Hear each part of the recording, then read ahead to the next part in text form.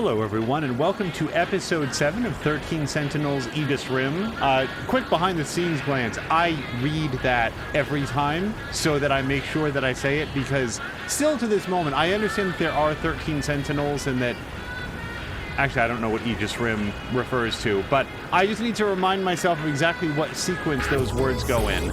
Let's go ahead and jump right back into protagonist selection. And yeah, as of the last episode, I feel like I had a little bit of a...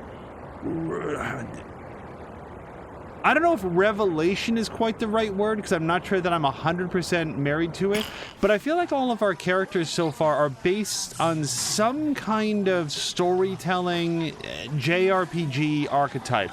There's not going to be an exact one-to-one, but Juro Karabe here kind of feels like the main character, the protagonist with the mysterious past and the amnesia and all that. Haven't figured out Iori or her yet, or that guy.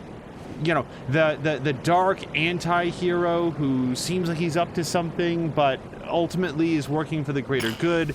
Megumi is not so much a Japanese character. She's very, very much Ali Sheedy from the movie Short Circuit.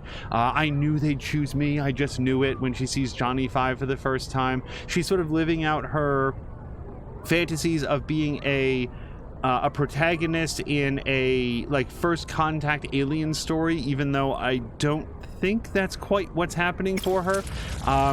This guy, you know, sort of the war hero, you know, there are storytelling archetypes. Like I said, it's not one-to-one. And as of the last episode, we started to get acquainted with Yuki Takamiya, who is our detective noir character. I really like the quality of her voice, but I also like her writing, and I've really been enjoying the one very, very long chapter that we played of hers. I guess technically there was a prologue as well, but I really dug I've been given a few of the details of what's going on. So where we left her, she's a transfer student to the high school where all of the other characters go. She has been recruited by a government agency to some sort of special investigations unit to look into what they appear to believe is a private corporation's development of nuclear weapons by using high school students. And I'm not sure how they think that works, but anyway, so Yuki's coming into it in her story and trying to piece that together. Now, Yuki is also best friends, childhood friends, with Megami, who is, I don't know, over here someplace. Here she is. So Yuki... Sorry. Natsuno Minami is her best friend, her childhood friend, and in Yuki's story, she's gone missing. Now, I thought that was happening during the 3 days of time that she was trapped back in 1945, but as we've gone a little bit further into the story, I'm less convinced that happens, because in Yuki's story here, there's something about, like, there was some sort of a fight, like it was rumored that there had been a fire in the girls' bathroom in one of the buildings, but when Yuki went there was no evidence of a fire. There was no soot, no ash, no smoke damage, no fire damage. Instead, it looked like it had been ripped apart. And at first I thought, oh, maybe there had been a time travel event here, because it seems like that causes some local disruption, but the further that we looked into it, it seemed like, no, there had been some sort of a fight, and it seemed like that fight in some way involved Tomi Kisaragi, because we found a shattered pair of her glasses at the site, despite the fact that she is still wearing her glasses. So it's all to say that this story has gotten no less complicated, and with that brief and woefully incomplete summary behind us, let's read that the remains from the incident in the girls' bathroom pointed to Tomi Kisaragi as a possible suspect. However, a witness statement raised the possibility of there being two Kisaragis. Yeah, and I think that was... so I'm still trying to learn everybody's name. I think that was Iori Fuyusaka pointed out to Miwako, no, wait, remember? We saw Tomi the day of the fire. She was with us when all of that would have gone down. Hello to Groomfy, who's just resubscribed on an 8-month tear. Groomfy, thank you so much. And also, before we jump into the story, thank you for reminding me that I need to bring up the chat window so it doesn't scroll off the screen instantaneously. Let me just do that, and a little bit of this. All right, much better. Okay, with all that summary gone, let's get back into Yuki's story. We know that we're not going to be able to go all the way through, but I want to see what happens next. Huh?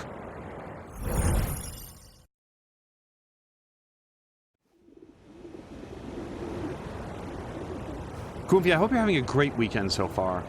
So many mysteries about what happened in the girls' bathroom. But one thing's for damn sure. Nachan's definitely involved. Gotta look for more clues. I'm definitely going to drink my Can't go wrong with Hasty. apple juice. Me and Nachan used to drink it all the time when we were kids. Oh, hold on.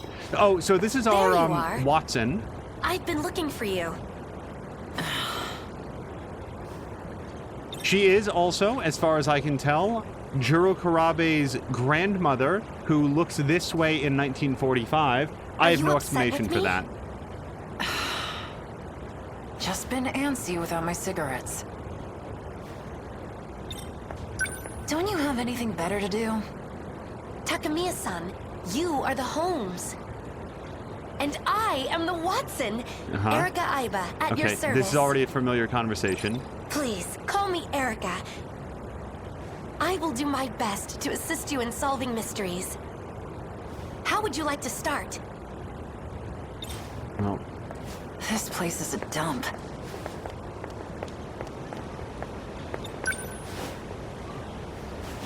The wind feels This nice. is Been keeping this Amiguchi's. place all to He yourself, got a huh? 92? Maybe he's not just a dumb pretty boy after all. Then again, he did bald. okay, so we've seen that.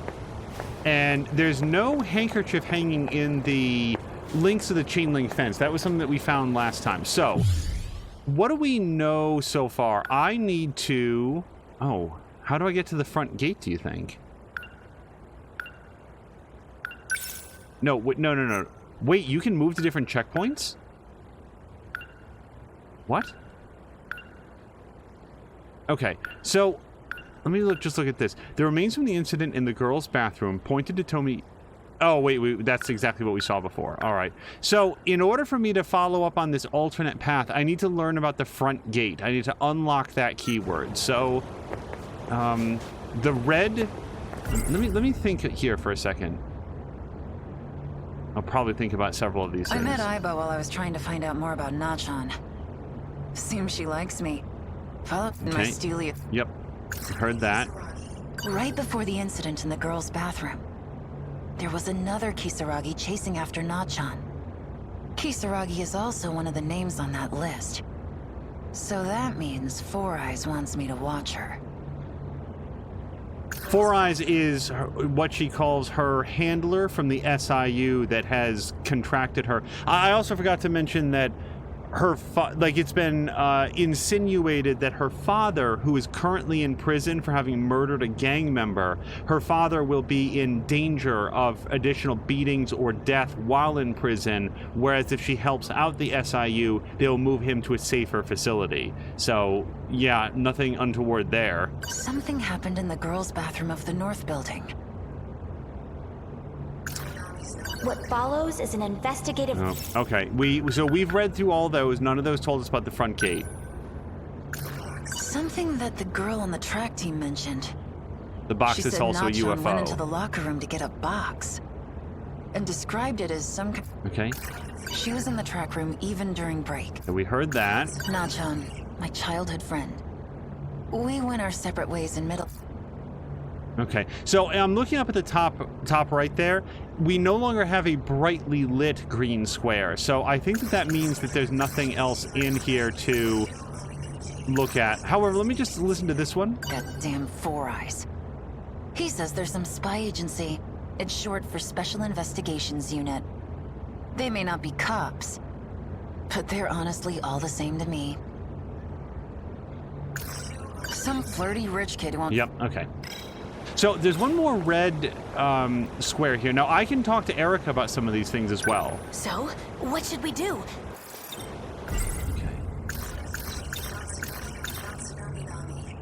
It's been several days since Minami-san has gone missing. She isn't sick, contrary to what her teacher says. And she didn't run away. Contrary to the rumor that's been going around, it seems likely she was involved in something much more sinister. I've heard, what is it, like Shin Megami Tensei Nocturne, or is it one of those, is very, like, detective themed. It'd be fun to try out someday. Maybe we should look around the girls' bathroom again. Oh, didn't I tell you? They've started renovating. Even if we can get inside, there's nothing to see anymore. Well, shit. That was fast. Okay. So that is new information, and that was our red square up the top right. So, all right. So since we can't go there, hopefully that means that the way to front gate is opened up. How we're going to navigate there, that remains the mystery. You know, we know what we're trying to do, it's the how.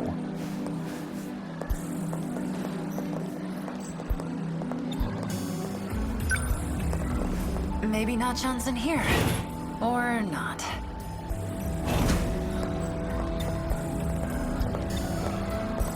Have a minute? I got some things to ask you. So, I guess I'll look to see if I can, you know, what, if anything, I can talk to her about here. Huh? She's a name on the list in Four Eyes' file. Her name... it was Yakushiji. She's pretty dull, actually. She's a good chef. I don't think pretty dull. Alright. I don't think that I've got anything else to ask her about.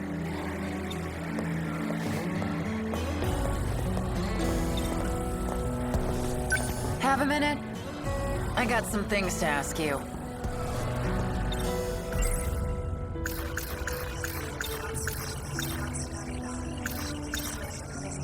Yeah, let me ask her about this.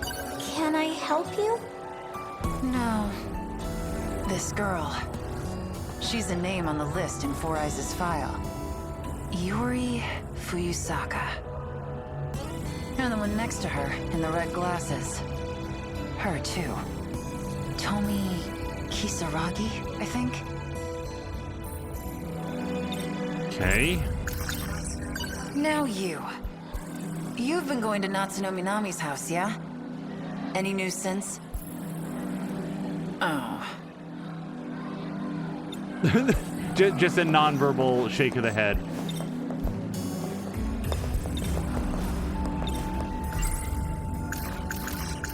I don't think there's going to be anything else for me to talk to her about. Nope, she's just going to tell me that it's been renovated. So how do you think we get to the front gate? Maybe we just walk to the front gate. Maybe I don't need a keyword to get there.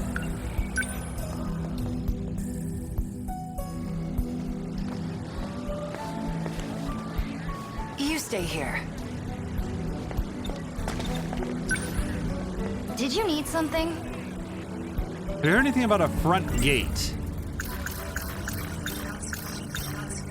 I wanted to ask you about Natsuno Minami. She skipped out on our last few training sessions. But I guess she's out sick. Did she look sick to you? She looked fine to me. Right? Yep, I thought so too. Nope, nope, nope. Did you need some... Hello. Okay. Oh, yeah? This is that busybody who wouldn't let me into the girls' locker room to investigate. Hey. Don't talk to me. I'm Takamiya with the SIU. I assume you've heard about me? So you're the student on the inside. So you're... Okay, what's we've the heard deal? that. Confidential Yep, information. Grant it. Okay, and now I have nothing else to talk to him. So, how do you get to the front gate? Can I walk past this? No. Now, we do know that there's another path behind this lattice work back here. This way here goes to the girls' track and field room, but nope. I mean, I can go in there again, but...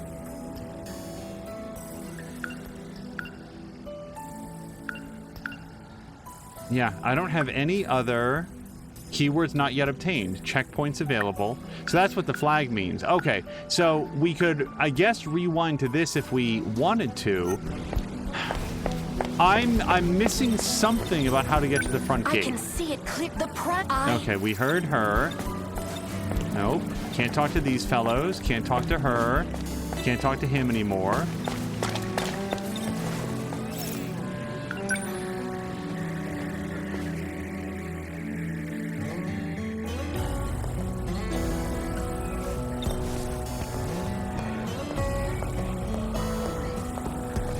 Now, we learned in, I think it was like Juro Karabe's thing, that like standing by and eavesdropping on somebody can be helpful. Oh wait, when we did this last time, wasn't there like Shu Amaguchi came out and left? Maybe we have to be available to go follow him for whatever reason.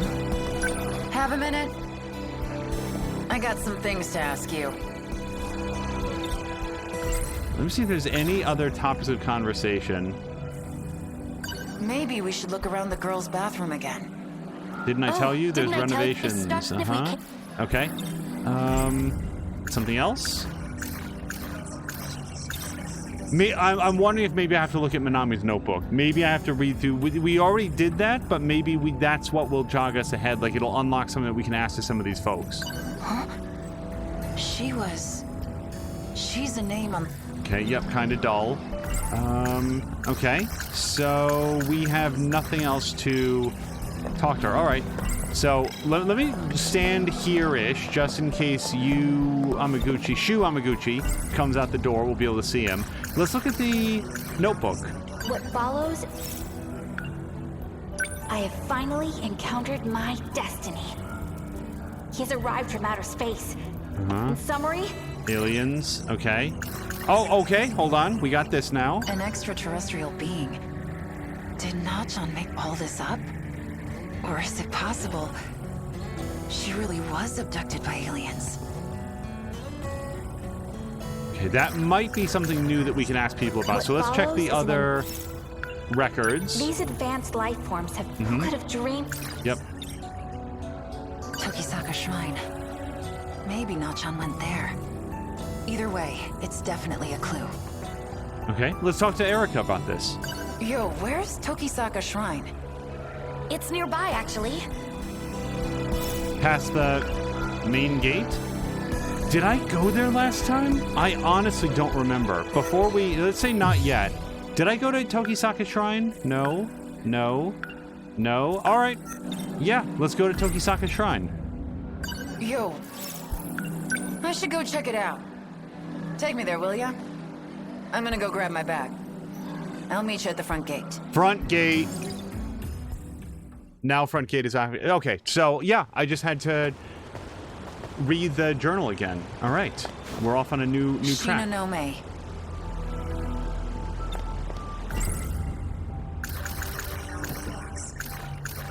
Something that the girl on the track team mentioned. She said Nachan went... Huh? Shikishima. It's that company with all those commercials for... Okay, we've heard that. And just for good measure, let's just flip through her third What follows is entry.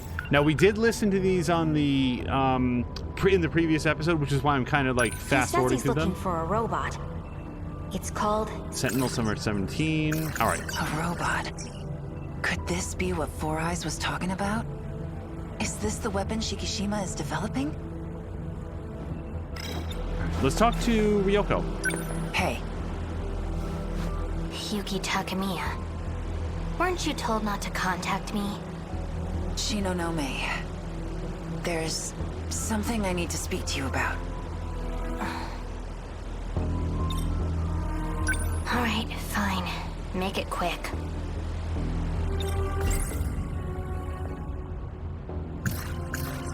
I'm attempting to drink at the same time that I cue this up. Well, I want to talk to everybody about Natsuno. Anything else? No. Let's start with this. So, before Natsuno Minami vanished, I heard she was being pursued by men in black suits. If that's true, you've got some serious explaining to do. I've already told you. Natsuno Minami has to do with my investigation. But I can tell you one thing for certain. We didn't kidnap her.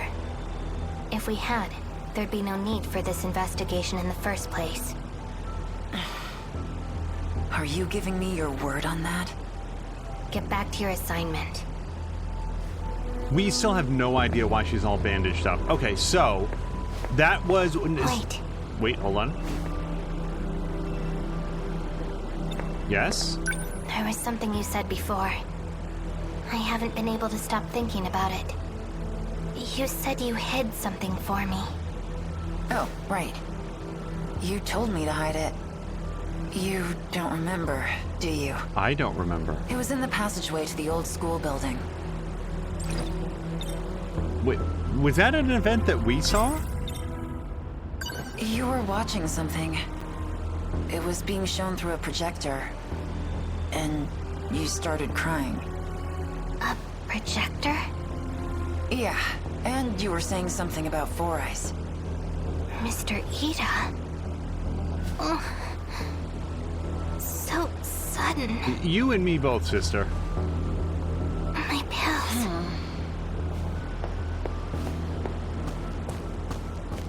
Shino no Me.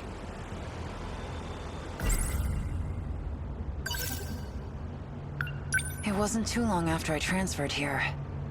I saw her. She was near the old school building. Sorry to make you wait, Takamiya-san. Poor Erica. I was thinking there were fewer people around here. So, this is the old school building. I heard it's gonna be demolished soon. No doubt it is old. It was built during the war. Seems like a shame, really. This place is so quiet. Would have been a perfect place to hang out. If I had been serious about my studies, I wonder if I could have got into Sakura the normal way. Yeah, right. Huh? My ID is now registered. I'm shutting off your AI function. Search for it. It's somewhere in your memory. Look for the information on me and Mr. Ida. It was all a lie. Is this me from the future? His love was nothing but empty words. Mr. Ida. He was using me right from the very start. I was such a fool. We are all that remains of humanity. And still we deceive each other. So filled with hate. I have had enough. This can't be real. Humanity has always been fated for ruin. Project Ark was a mistake. But it is already in its second stage. I cannot stop it. All I can do is derail it. I have linked in parts of the terraforming project. The heavy machinery will then purge humans from all sectors. If everything goes according to plan, the final phase will be reset. And all sectors will fall into a never-ending loop. What remains will be a peaceful world. Finally free of humanity. No, I couldn't have. This place will be destroyed as well. The human race has reached its end. We have no need for a future. Oh, I hate her so much. What in the hell? Okay. So first of all, hello to Azric. Azric, I hope you're having a great weekend. I had a great time watching you play The Ascent. So there's two games that came out in close succession. One is The Ascent, and one is something else whose name I'm forgetting right now. and I have fallen into the bad habit of confusing the two names together, but I'm 90% sure that he was playing the Ascent, which is a cool sort of neon, grungy, cyberpunk's dystopia, top-down, kind of an isometric action RPG style game, and it was very cool. It was a lot of fun to watch. Okay. As you would, I've been trying to work through what I think the story is building towards. And one thing that I keep coming back to are those scenes in the year 2188, when we have a lot of these characters as adults living in a far-flung future where there are no giant kaiju trying to, destroy the world, no giant sentinel robots and nothing like that. Now, this is a noteworthy time period because one of the things that we learned in a recent episode is that time travel, so there's a couple things. A, it doesn't seem to be time travel so much as it appears to be jumping between all parallel worlds, which are exactly 40 years apart in terms of where they fall in human history. So there's that. In other words, changing something in 1945 doesn't appear to cause any changes in 1985 because they're not part of the same timeline. They're simply running parallel to one another. So that makes things fairly complicated. But B, because all of the time jumps are exactly 40 years apart, 2188 isn't on that 40-year, at that 40-year cycle, but we've seen some videos, some recordings from that time. So here's my best guess. And as soon as we see something like Project Arc, that's just the name of it, I think, and so we got some more information right there. Bandage Head, Shinonome, appears to be a direct cause of something that she became disillusioned with the purpose of humanity and decided to set about some sort of reprogramming of a terraforming project to throw all of the various timelines into an infinite loop so that humanity would never be a future and it would regenerate the world free from all humans.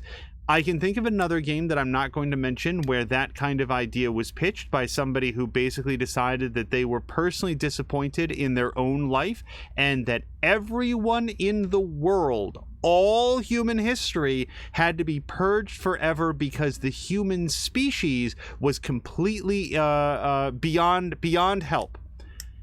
I have a problem, therefore all of humanity is hopelessly corrupt. There's no future for us.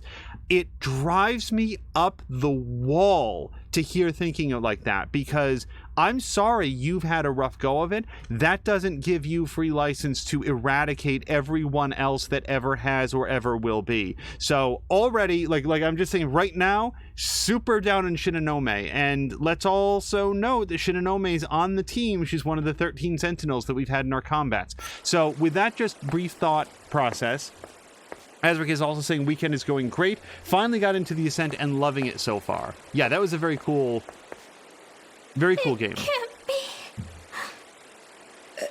Hey.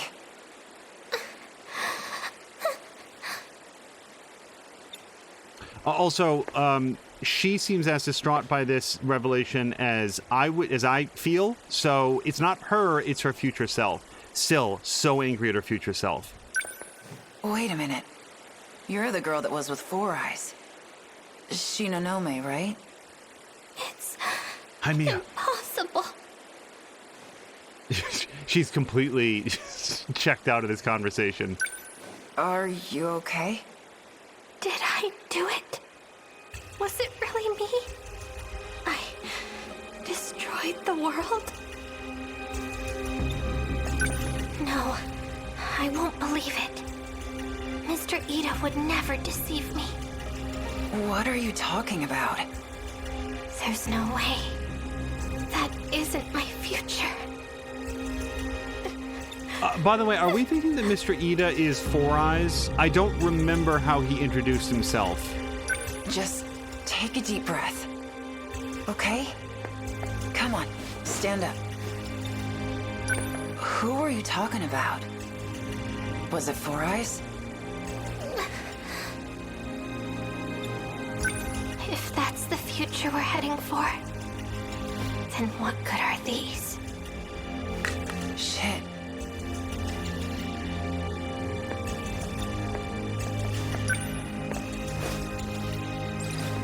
Medicine? Oops. Oh, wait, look. There's another... Oh, there's 3 pads. Interesting. Okay. But wait, I wanted to think about the pills. Here.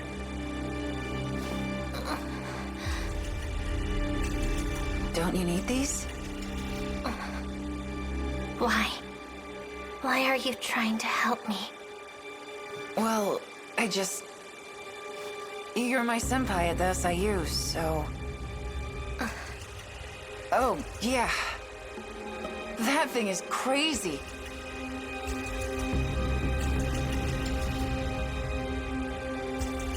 Is it a new kind of projector or something?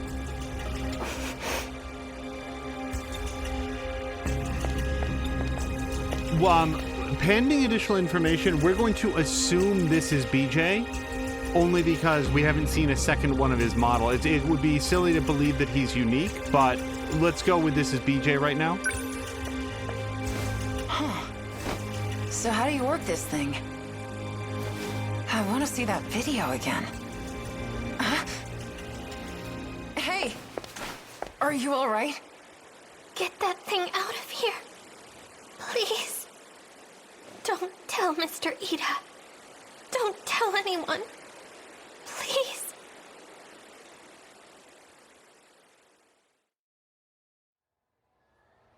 So, do we think Yuki's the one who put BJ into the girls' locker room, and that's where Minami found him? Get that thing out of here? Can't believe you collapsed on me like that. Hey, whoa. You sure you're okay to get up? You all right?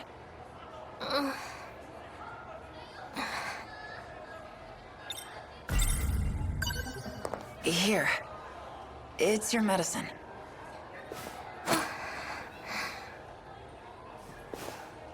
The only medicine we know of in this world seems to make people forgetful. It gives them amnesia. We've seen that come up time and again so far in this narrative. Morimura made you take those pills too.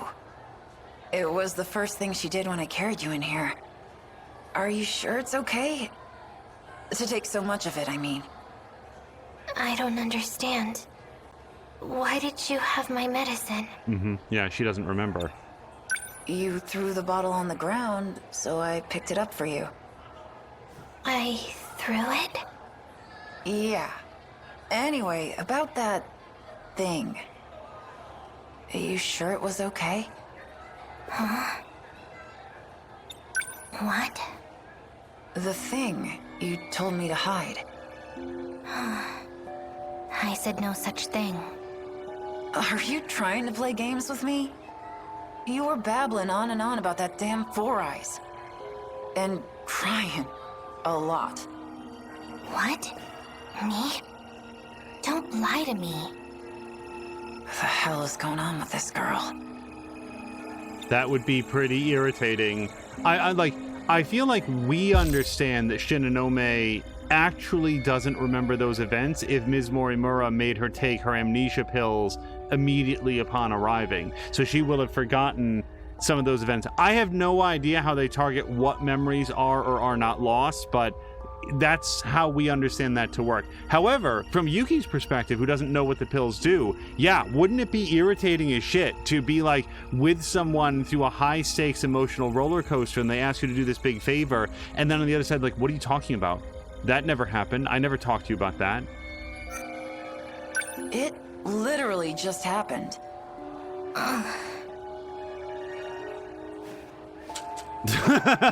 Shit, seriously? What are those for, anyways? I can't think straight unless I take them. I don't know, dude. It looks like bad news to me.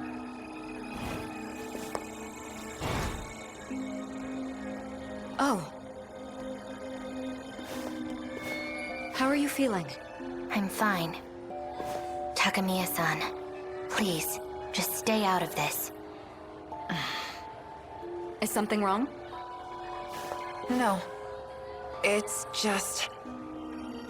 You don't look too well. Maybe some medicine would make you feel better. What is this? I'm out of here. Wait, what just happened? Why did it do that? They turned into shadow people. Was that... Did we see a visual representation of her getting skeeved out by these people? Like, yes, come Takamiya, take your medicine. Was that just like her getting weirded out by it, or what? Okay, so Yuki Takamiya unlockable. What does that mean, though? Maybe that I've unlocked the next chapter. And we got some meta chips for doing upgrades, mystery files obtained. All right, let's go look at our mystery files.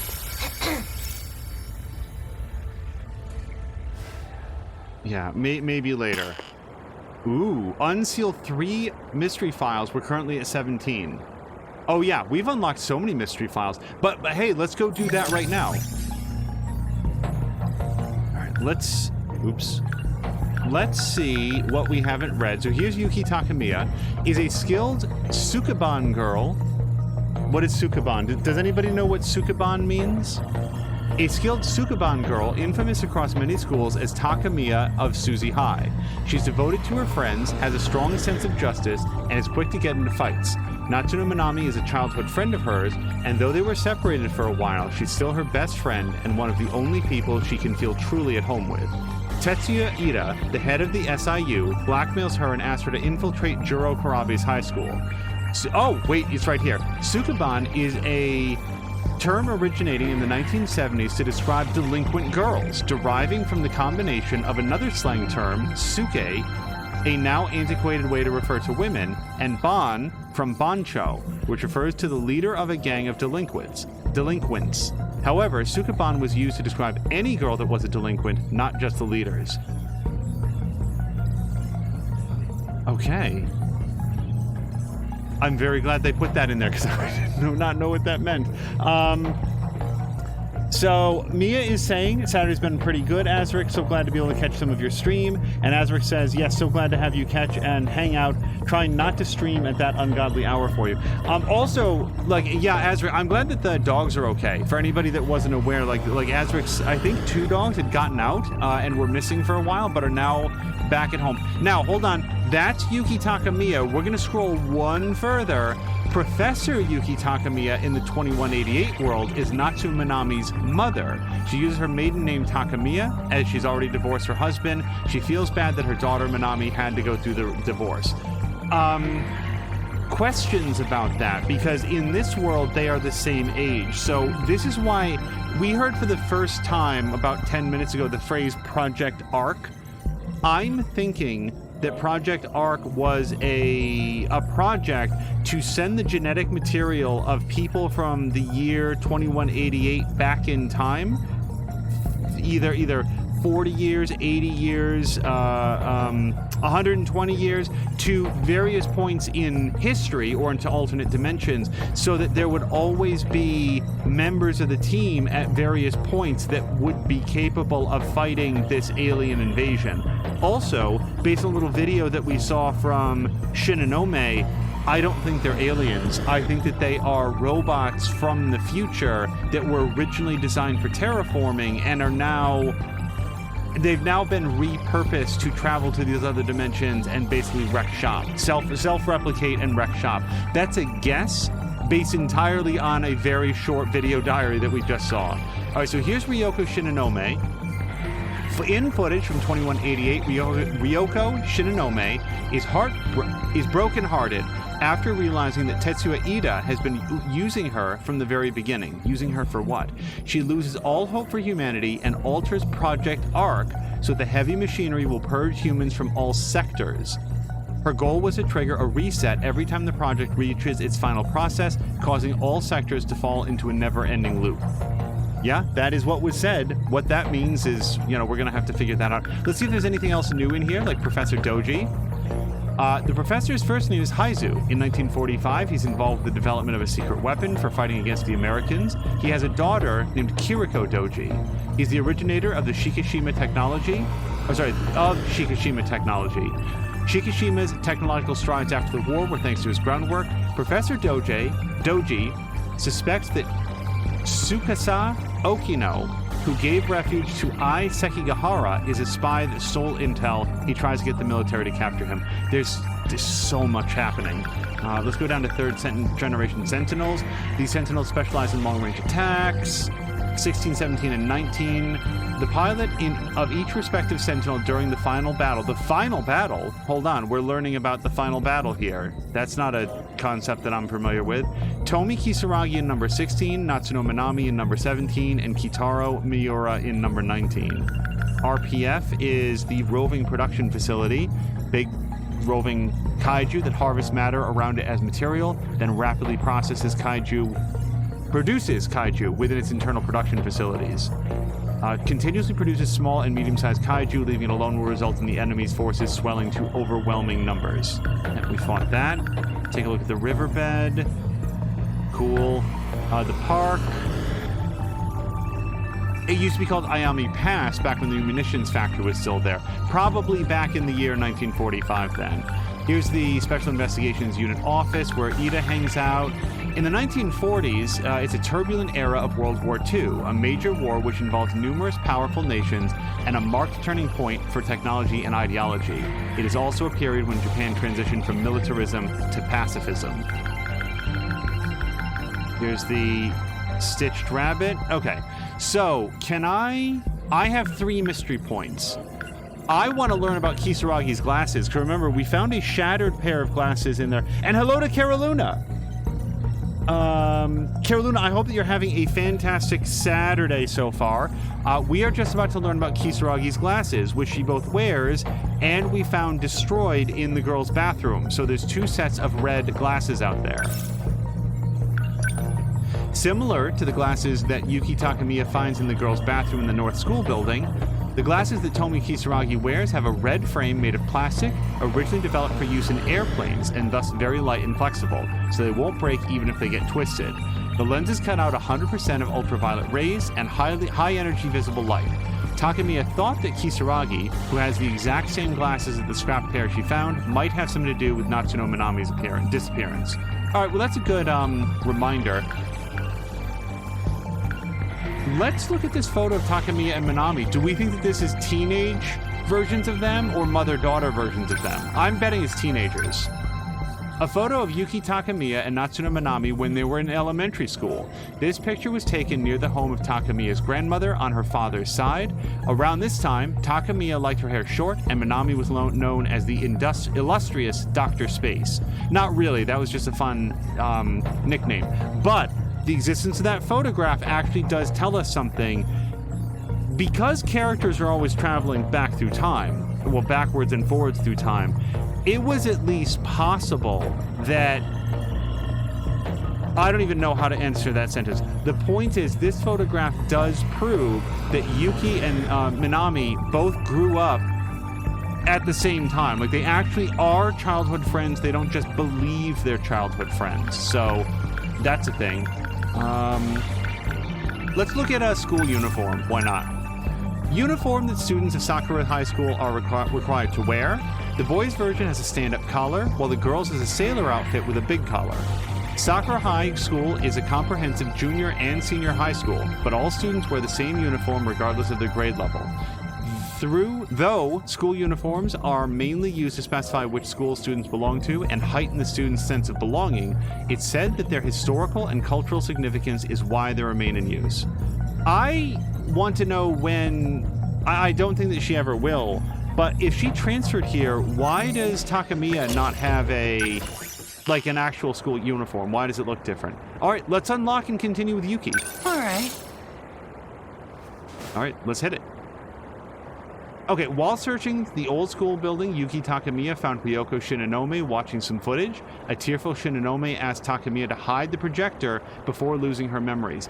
My best theory right now is that means that was a flashback, remember? So Yuki is the person who hid it in the girls' locker room, and it sort of like woke back up BJ and became BJ again, and that's how it came to make the acquaintance of Minami, but that is a guess. cool. 'Cause I want to know what school has the school uniform of just a crop top belly shirt. So many mysteries about what happened in the girls' bathroom. But one thing's for damn sure. Natsuno's definitely involved. Gotta look for more clues. Cara Luna was voting to leave her at, wait, I'm still going to drink my Hey-C. To leave her at 42%. Can't go wrong with apple juice. Based on the fact Me that and that is Natsuno the used to drink it all the time when we were kids. answer to life, the universe, and everything. There you are. Okay, I do not want to speak to you, Eriko. Okay, so.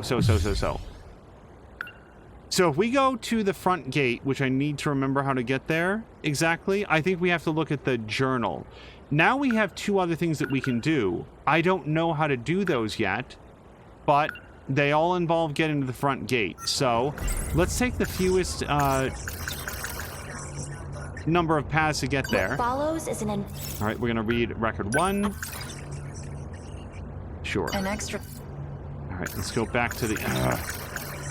what follows. let's read record 2, and we'll read about the shrine. And let's go back to the notebook.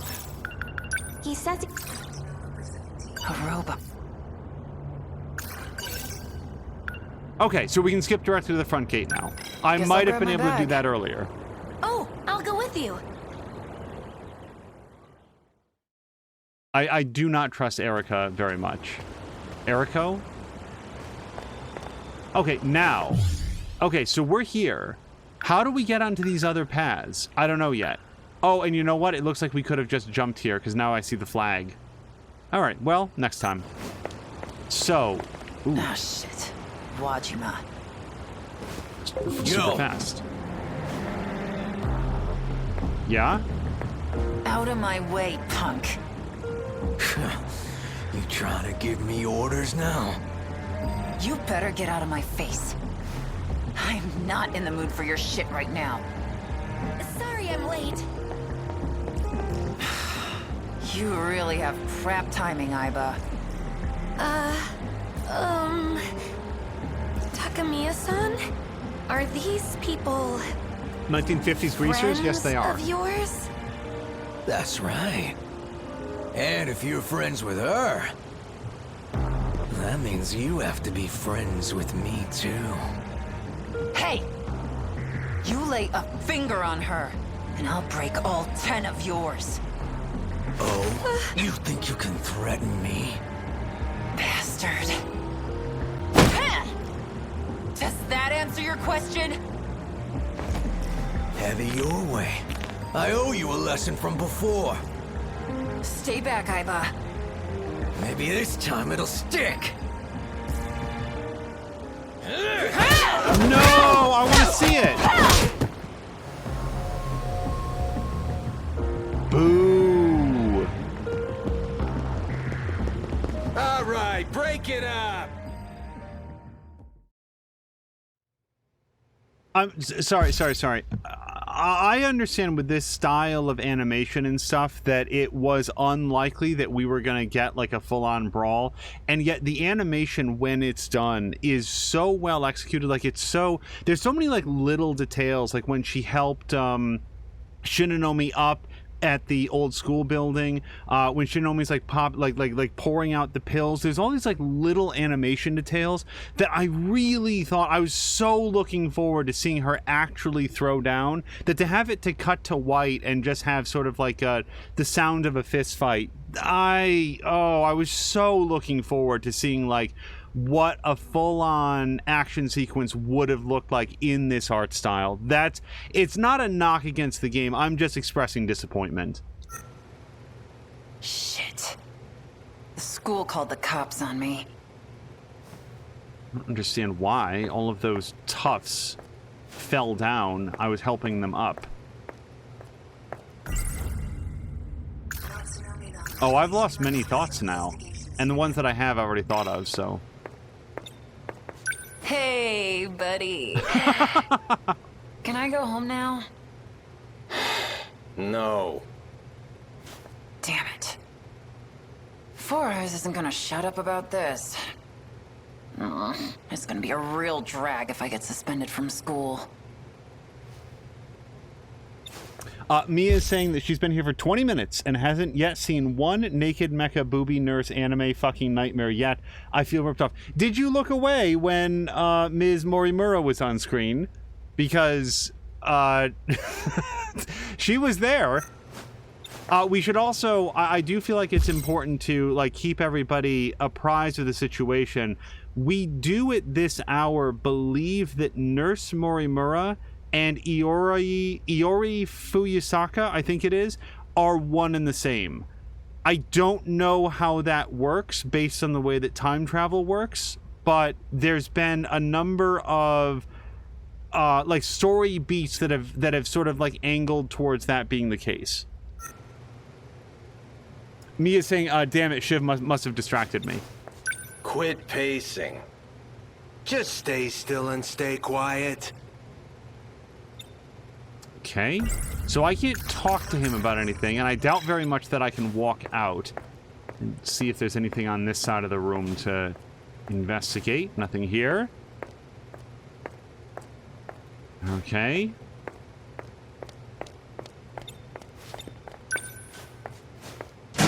Hey. Just wondering where the ladies' room is. All right, fine. I'll just stand here with my mouth shut. Okay, well, there's got to be...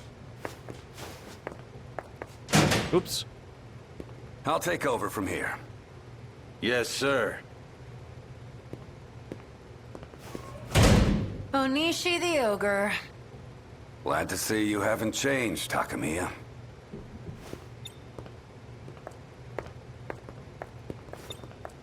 So, what happened to Wajima's lackeys? Most of them got away. The two we caught only have minor injuries. I've been worried about you. They took you away and I didn't even know you were transferred. What happened? Are you involved with the SIU? Tell me what you know. Sorry, old man. Can't talk about it. Why not? Oh, right, because of her father. Okay. Half a year ago, there was an incident involving the transport of heavy machinery. It was reported as an accident, and in the middle of all of it was a young lady, Ryoko Shinonome. I took her into custody. Shinonome. But just like with you, those men from the SIU took her away by force. Her statement was a curious one, though.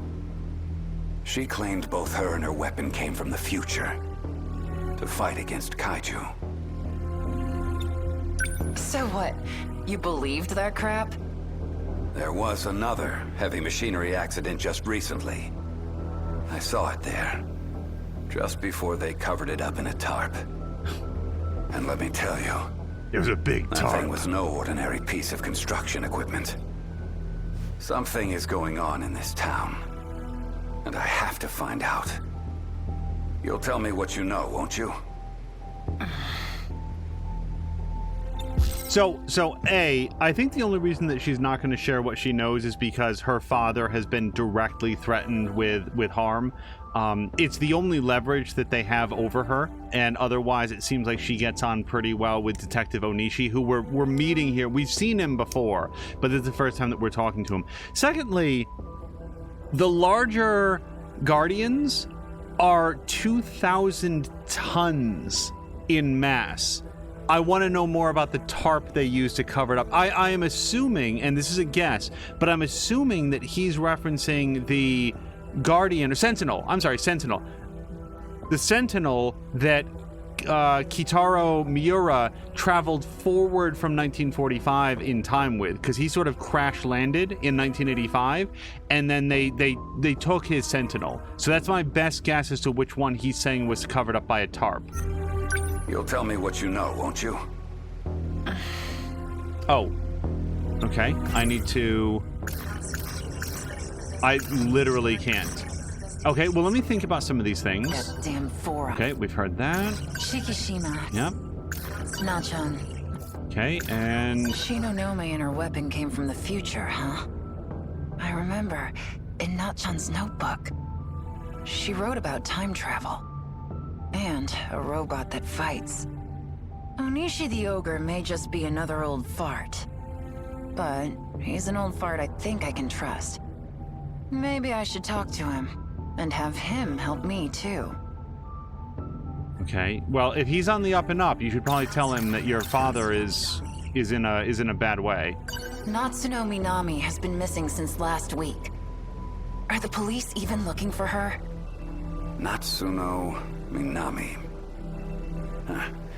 The name doesn't sound familiar. She's a first year at Sakura High, and the SIU are looking for her. You'll let me know if you find anything? I'll keep my eyes open. Oops. So, how much do you already know about the SIU? It seems there's an understanding among the higher-ups.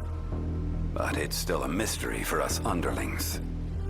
As far as I know, they're doing extensive research on Shikishima Industries. I figured as much. Also, before I forget to bring this up, I don't know if it's still going, but if you are watching this live, today is Lady B's birthday. That is Borlock's wife. She does art streams here on Twitch and also does co-op streams with him of Neverwinter. It is just called Neverwinter, I think it is. By the way, I've never, like, I know that Neverwinter was like a thing back in the old AOL days, and that like Neverwinter Nights was kind of a callback to that. I didn't know until Borlock and his wife sort of came around and have been streaming that game that it's also an MMO, like a Dungeons and Dragons themed MMO. Mia, thank you so much for putting up the link in the shout out. If recently been playing Birthday Mania, I didn't know that was a game. I didn't know that was a game category or whatever. But yes, so if you have not already, if the stream is still going, please do consider jumping over and either hanging out, leaving a lurk, or at a minimum, wishing her happy birthday. If Lady B is still going at the time that we wrap up here, then I would love to raid over. We were looking in the stream a little bit ago, but it seems like Lady B is a great streamer. She's very warm. She's very friendly. I really like her artwork, and I love hanging out with her and Borlax. So, especially on her birthday, do consider like jumping over. She is still live now, says Cara Luna. Yeah, if you are not, do consider checking that out. You know, leaving a lurk. I very much want to raid over when we wrap up here, and and if Lady B, if you ever see this in the future, for real, happy birthday. I really hope that you're having a great day, and we've enjoyed your stream earlier. Mia is saying I already said that. Oh. It is still going, said Mia. Okay, I did not see. I do see that, Mia. Thank you. Yeah. Now, I don't know how much of this is true, but according to Four Eyes, Shikishima is making nuclear weapons. He doesn't know who Four Eyes is. And there are miners involved. They told me to watch him, which is why they transferred me. Miners? Ryoko Shinonome is at Sakura High too. Don't think I can ask him about anything else, but I might be able to just talk to him now.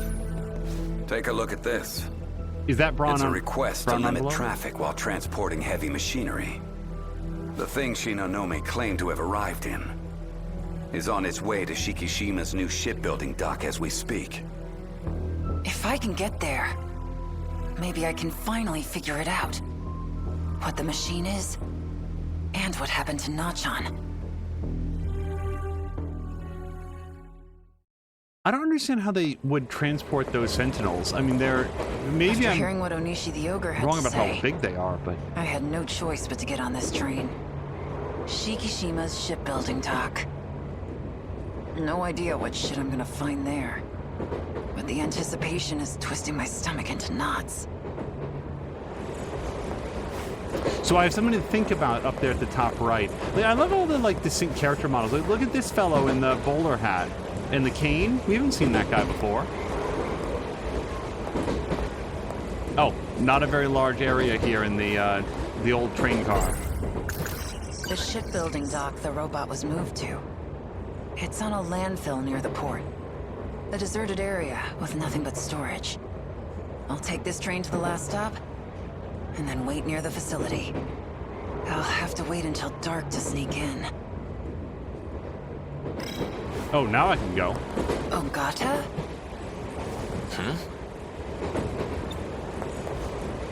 Takamiya. What are you doing here?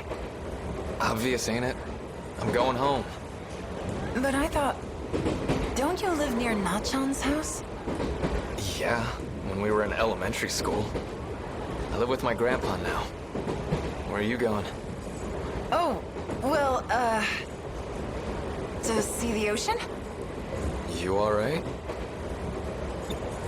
So where's your minion? Decided not to follow you around today? You mean Erika Aiba? Aiba? You're in Class D, right? She's in your class, isn't she? Huh? Uh-huh. That's not Aiba. Aiba's been absent from school for a while now. The next stop is Akebi. Akebi. Oh. Gotta switch trains at the next stop. Okay, but you can finish your I'm gonna thought. take off. See ya. It's the interesting thing we haven't pulled in yet, so you can finish saying... Asshole. Alright. Alright, Not Aiba? Then, who the hell is she? Shit. Who can I even believe anymore? I guess just myself now.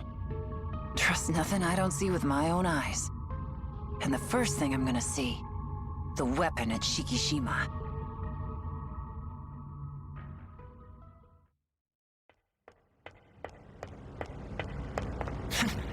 Security sure is crap here. Sneaking in was almost too easy. Though, when it's this damn dark, it's hard to see much of anything. Nenji Ogata, Class 1D, has made the claim that Erika Aiba is not who she says she is. no one is If who they that's say they are in true, this then game. Who's the person that's been following me this whole time? And what does she want with me? Actually, the great irony is that as far as I can tell, Yuki Takamiya here is who she says she is, except for the fact that we know that she's also an adult woman in the year 2000 or 2188. So how she is also a high schooler in the year 1985, who knows? It's not possible that this person, this Yuki, at some point travels forward in time to, like, I don't know, 2177, and then gets older, has a daughter, names her daughter Minami, and then that Minami is the one that travels back in time. Oh, god damn it. I'm giving myself a headache. Huh? Where's that light coming from? Wait a minute. It's my skin that's lighting up? Well, that explains there? it. Wait, I know that voice. And that silhouette. Ryoko Shinonome. Oops. What are you doing here? I should be the one asking you that. Hey, your leg is glowing. What's going on? Our bodies are responding. We are pilots. Pilots?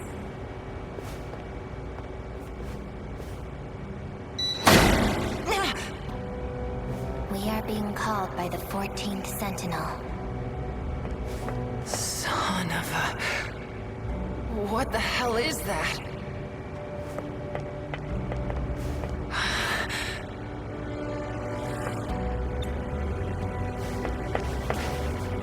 Really, no follow-up questions. Okay. Is this the thing that was being moved through the streets? This is a weapon. We will need it for the upcoming battle. And you are one of the people who can pilot it. Yuki Takamiya. You. I remember you from the list. You're Renya Koto. What do you mean, one of? This is my Sentinel. Sentinel? Where do you think you're going? I'm gonna talk to you. We're not done talking.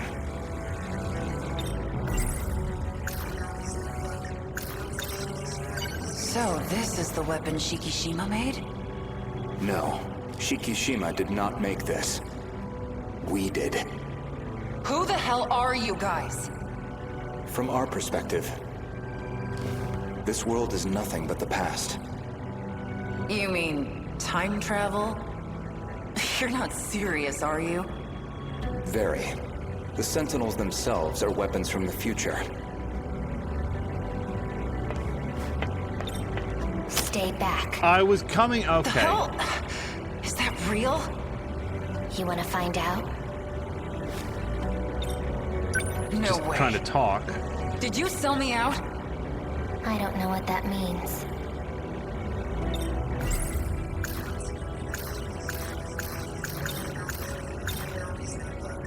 So this is the Sentinel? This is what Natsuno was looking for? A robot that can fight aliens? Really? Aliens? Was she planning on fighting some little green spacemen? Well, then what are you trying to do? Save the world from the kaiju. Okay, if I go closer, she's gonna aim her gun at me again, so... Get out of my way. Or am I gonna have to beat the crap out of both of you? There will be none of that. After all, you too have a part in this. I don't have jack squat to do with this. Your glowing skin suggests otherwise. I don't know what you did to me, but I've had enough. What did you find? New code has been added several times. How many times did he come into contact with her? They must be close. You're from the nurse's office. I'd like to research you a bit more. Yuki Takamiya. What are you? Oh! I didn't expect her to fire. The scene ended very quickly. Okay, 57%. We're no longer at the life, the universe, and everything. Okay. And mystery files obtained. Oh, and we updated 4. All right, I might go take a look at those. So, we cannot go further. We have to complete Natsuno Minami's Exterminator event. And I don't think that we can do anything with her because we have to finish Yuki Takamiya's Girl with Red Glasses event. So, that seems a little bit of an impasse. We can't go further with Minami, and we can't go further with Takamiya. So, Mia said there she is. Yes, there she was. Okay, let's take a quick look at our mystery files. So, I don't know which ones have been unlocked. And I did not earn any new mystery points, so... It should be glowing, whichever ones that we got.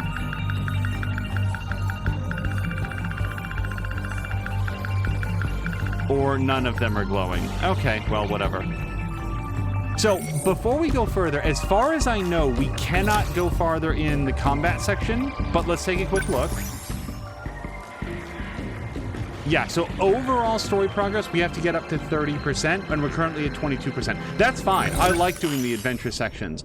So here's who we can't do. We can't go Minami. We can't do Miura. Who the hell's this asshole? Kijiyama. I don't even know who this is. So, Tomi Kisaragi is probably the next person that I'd want to do because we know that there are at least 2 Tomis around, and that's weird. So I could do some more Shu Amaguchi, I guess. He is my least favorite character. He's got a weird crush on Yuki. I dislike everything about his whole presence. So I would probably want to do either Shinonome or what's her face? Tomi Kisaragi. But let's just see who else we have. We cannot do this fellow. Yellow. Juro, we have to get story progress at 30% or higher on 9 different characters, and we're only at 3. So that's going to be a little bit of a while. Oh, Fluffy Magic Cat is saying that you can continue with Minami. She's unlockable. Okay, hold on. Oh yeah, unlock with X. Fluffy Magic Cat, thank you very much, because again, the difference between a spoiler or advice is whether or not I'm misreading the screen. And yeah, I can totally do this. So that's right, the girl with red glasses event must have been when we went to the girls' locker room and found the thing. It is weird to me that there's a button now to unlock this as opposed to simply having it unlocked. It's not like we're spending a currency here. But yeah, let's continue with Minami. Yeah, thank you to Fluffy Magic Cat, because I want to try to focus in on the stories that we can and then expand our knowledge with the other storylines as we hit various dead ends. So let's go do it. Right. Oh, I didn't read her little thing. Little summary.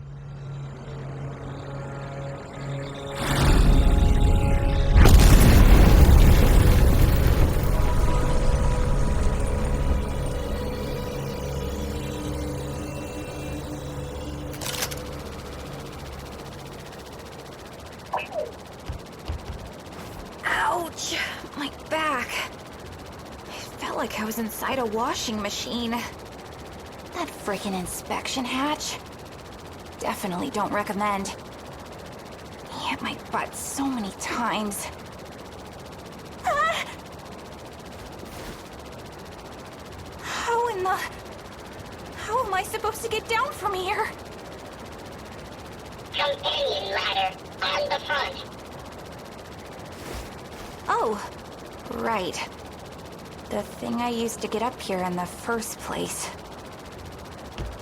Oh, hello to Borlak. Borlak, please tell Lady B happy birthday. We were actually just talking about her during the last sort of chapter break. Oh, that was scary. Just the thought of slipping and falling all the way down. My hands are real sweaty. So, we're in 1985, right? This is this or is this not the Sentinel that Miura traveled forward from 1985, from 1945 with? I'm so confused how many Sentinels there are in the present day at this point in the story. It may not be knowable yet. Hey, BJ, you gotta get in my PE bag. Borlak is saying that in 85 he was 13. Yeah, Borlak, very quickly, we were just talking a short time ago about the fact that it's Lady B's birthday and there's a big, like, birthday event going on, and we were, you know, saying to people, hey, do go check it out and wish her happy birthday. We were lurking over there for her earlier art stream. I actually narrowly missed participating in the hype train that came through earlier, and I saw that you guys were doing some Jackbox party pack, I think it was, and if she's still going when we finish, I would very much like to raid over to her. Oh, they just finished and Azric just popped in. Well, nonetheless, I do hope that you wish her a happy birthday. Okay, yeah, me is saying that the stream just ended. Well, again, that had been the plan, and I do hope that you will wish her a happy birthday. All right, I cannot talk to BJ. My room gets raided by my little brothers pretty often. Either way, I can't leave BJ at home. As for the track room, no one goes in there until after school. If I put him in my locker, odds are no one would see him. Okay, and Cara Luna actually pulled the little summary that I failed to read. It said, quote, in search of Sentinel number 17, and that's the Sentinel that BJ wants, Natsuno Minami and BJ arrived in 1945, but were spotted by a local boy, Kitaro Miura, at the Tokisaka Shrine. I know that she was trapped back there for 3 days. I feel like there's a chunk of the story that I've either forgotten or is currently unexplained. Sentinel number 17. Created to fight against the tripods. It's also the robot that BJ used to pilot. See, being from, and Borlak, you are from Great Britain, I think. I'm so terrible. But like to pull out the Waltons as a reference. Like, I feel like most of the Americans I know would have no idea what that was a reference to. If BJ is about to be seen by someone, I'll just hide him in my PE bag. Crisis averted. His name is BJ. He's an alien that came from a highly civilized planet. His mission was to protect Earth from other evil aliens. Again, most of that appears to be untrue based on what we know. Secret agents rumored to deal in the extraordinary, and silencing those who witness UFOs. They call them Men in Black. No one really knows much else. Okay. And Borlak is saying that I'm from England, where history comes from. We were talking in other recent streams about my various struggles with geography. Incorrect usage of Great Britain versus England versus like the British Isles versus like Britannia. I'm the king of getting it wrong. Are we? We made it back, right? It is 1985. A robot as big as this. I can't believe it's capable of time travel. Alien technology sure doesn't disappoint. Wait, where's Miura-kun? He is already gone. You mean he's somewhere out in the city right now? Okay, so he did travel forward in time with this. What if those Men in Black get a hold of him? They probably want to take him to Area 51. Our situation is more critical than his. Is it really, though? Because he's 40 years outside what he knows. Borlak is saying, do you want a quick lesson? Here's my limited understanding. England is the country. Like if I was like asked like, okay, but no, get it right. England is the country where there's like the Queen and Parliament and Big Ben and Yorkshire and all the other places. And then Great Britain would more generally relate to England, Scotland, and Ireland, which I could be very wrong about that. I'm probably wrong about that. I'm going to stop talking because all I'm doing is exposing how little I understand what these different phrases refer to. So, Borlak, the stage is yours. I am open to the quick lesson. Okay, so we have clarified that what we're seeing here is the moment in time when Kitaro Miura traveled forward in time, and again, it's not really time travel, but just traveled forward in time from 1945 to 1985 in his Sentinel and crash landed and is now somewhere out in the city, and this is the mechanism that Minami and... I should probably call her Natsuno, but Minami and BJ used to get back to the present day after the time-shifting gate at the shrine was shut down by Okino. I think that's correct. Oh no. A bunch of police cars are starting to gather down there. I guess we did kind of destroy the building. Oh man, we're gonna get arrested, aren't we? We need to leave. Yeah, okay. What the heck are we gonna do about this? Natsuno. Yeah, you can't do anything. Right. First things first. Let's get you in the bag.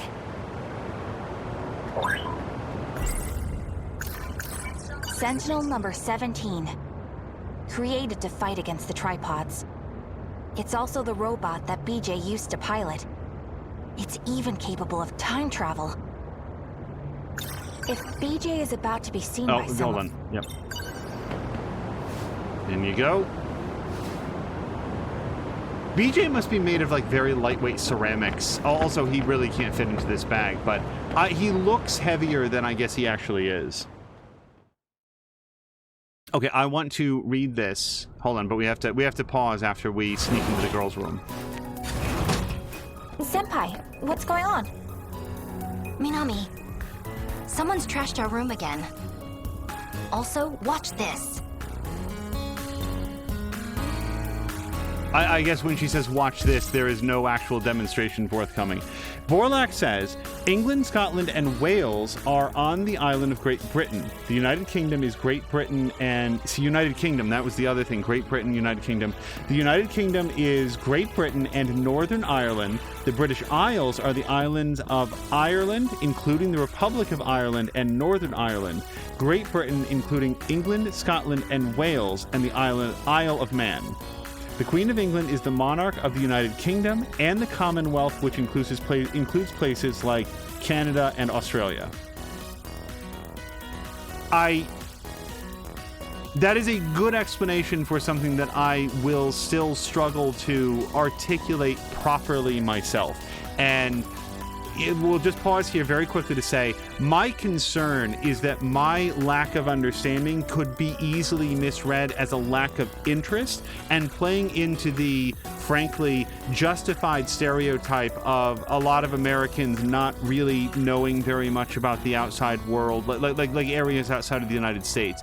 At issue is, I've actually taken geography courses. I took them through high school and I took them through college, and it was like history I can understand, but geography really trips me up because it is, to me, history minus the context. And also, I'm not very good at memorizing history either. So I would learn a lot about a particular point in history and enough to write papers and do well in the class, and then it would all just sort of like evaporate. And it's not just history of the outside world. The same thing happens for me with card games. I've pointed this out. I can recount for you the general story strokes of every single Assassin's Creed game, but I cannot properly explain to you the rules of Go Fish. I'm very bad at certain types of memory retention or fact retention, and history, geography, those things sort of fall right through the sieve, unfortunately. It's not something I'm proud of. It is simply something that's true. Some people are good at math. Some people are good at Assassin's Creed. Some people are good at geography. I am one of those things, and only one of those things. And hello to Lady B, who is here. Lady B, before we continue with the game, happy birthday. Really and truly, I missed out on getting to participate in a big hype train. I think I missed it by seconds because I'd gotten up and left for a few minutes, so I didn't get a chance to participate. But for real, happy birthday. Okay, let's talk to track team captain. What exactly? Shh, stand over here, quietly. Watch the laundry basket. Did you see that, Minami? Crap, this is bad. You know what I think this is? What? I can't wait. It's a spy camera from a peeping Tom. It's the same creep that trashed this room. He must have set this up. Hold on, just a quick show of hands, especially from the women in chat. If you saw something like that in a girl's bathroom or locker room, wouldn't you go over there and rip those sheets off, find what it was, and probably smash it into 1,000 pieces? Holy shit. Like, hey, Minami, look at this. I think it's a spy camera. I'm just sitting here watching it peek out every once in a while and have otherwise taken no action. Actually, this is... Oh, hello to Sam Melinda. This is mine. Yours? Yeah, it's an alarm clock. A clock? Adrienne. Hello to Samalander and Drienne, who Drienne says, I wouldn't smash it, I would take it to the authorities. More Than Amia says, I would set it up in the boys' locker room. And hey, Samalander and Drienne. I hope everybody's having a great weekend. Okay. I've searched for quite a while, but I couldn't find Miura-kun anywhere. I bet he got captured by the men in black. And it's all because of me. He's not the one with the whole thing for the yakisoba pan, right? That's the other guy. Not Sekigahara, but the other dude, whose name I don't remember. All right, so I can't talk to him. What, do I need to pull the fire alarm or something? I gotta be careful. This is confidential information, after all.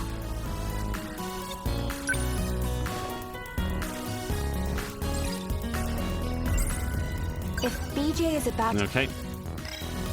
So, hey, go look over there for a second. It's cool. So you just carry it around? Yeah, well, the thing is, I can't seem to tell time unless I look at this clock. Isn't it kinda big? I apparently can't answer that. She is claiming that this box that is 3 times larger than a bread box is an alarm clock. See ya! You're going home dressed like that? Yeah, I'm just in a hurry, so...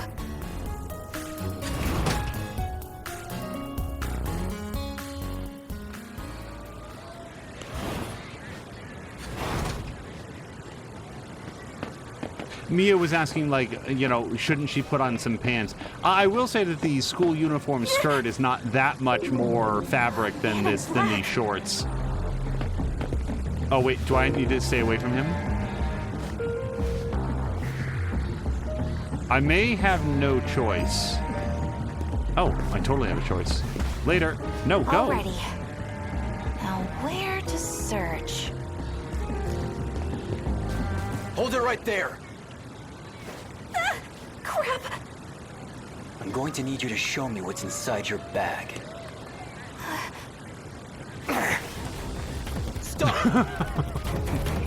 I never expected her to run.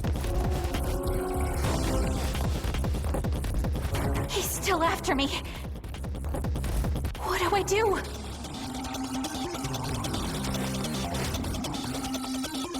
Keep running. You're on the track team.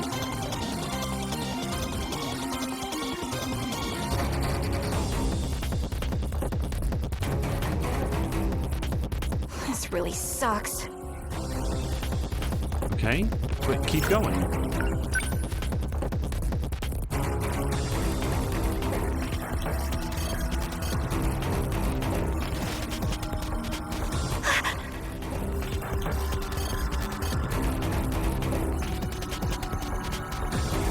There's one over here, too. I can't look down. Escape the school building. Well,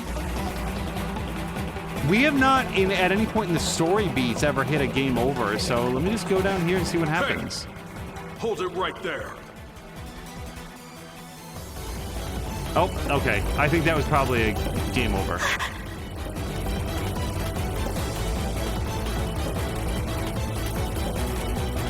There's one over here, too. Go elsewhere. Go.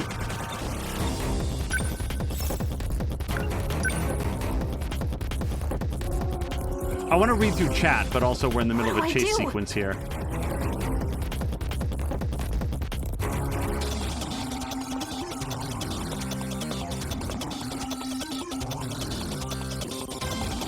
Okay. Yep. He's looking left and right. This really sucks. So, can I go up to the roof then? Because that's usually what's blocking the stairs. Yes, true. All right. I'm looking to see if I can go. Oh, here we go. If it isn't Minami. Oh, Gata-kun. What's up? Why are you in such a rush? Actually, I'm in a bit of a pickle.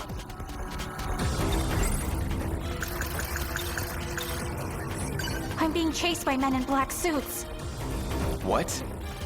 What'd they do? Nothing yet. But if they catch us, who knows? Dissection, maybe. Definitely a full-body search. Full body? So those clothes will probably be in the way. Huh? You know, that little outfit. Oh, do go on. You mean the spacesuit? Well, yeah. They'd take the whole thing off. I imagine they'll search every nook and cranny. For real? Those lucky those sick bastards! Don't worry. I'll take care of this perv. Huh? Hey! getting away with this, asshole!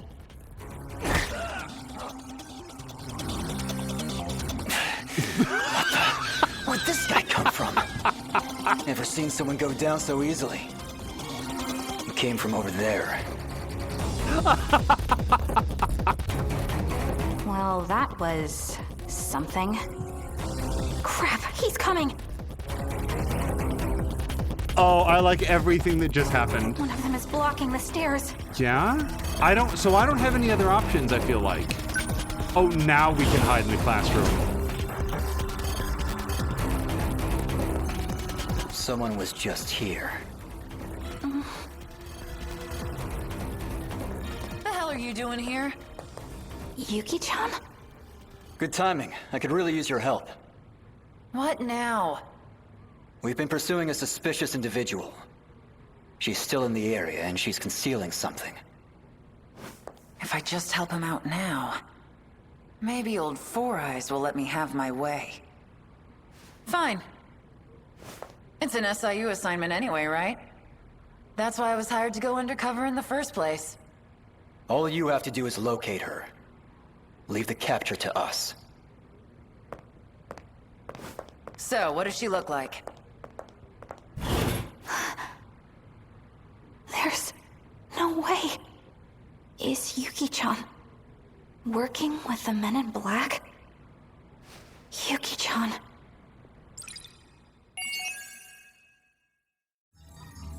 Okay, that was the Three's Company style misunderstanding of who was going to get the full body search and whatever, followed by him heroically running down the hall, and then the camera just just pans over and he's out cold.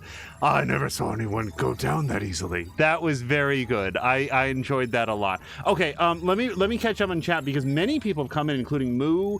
I think that Grumpy is in here as well. Let me scroll back and see. So just time out for a few seconds here. Gonna scroll back. So Mia was saying that she would have set up the spy cam in the boys' locker room. We read that before. Salamander is having a wonderful weekend. I really want to rotate this slightly.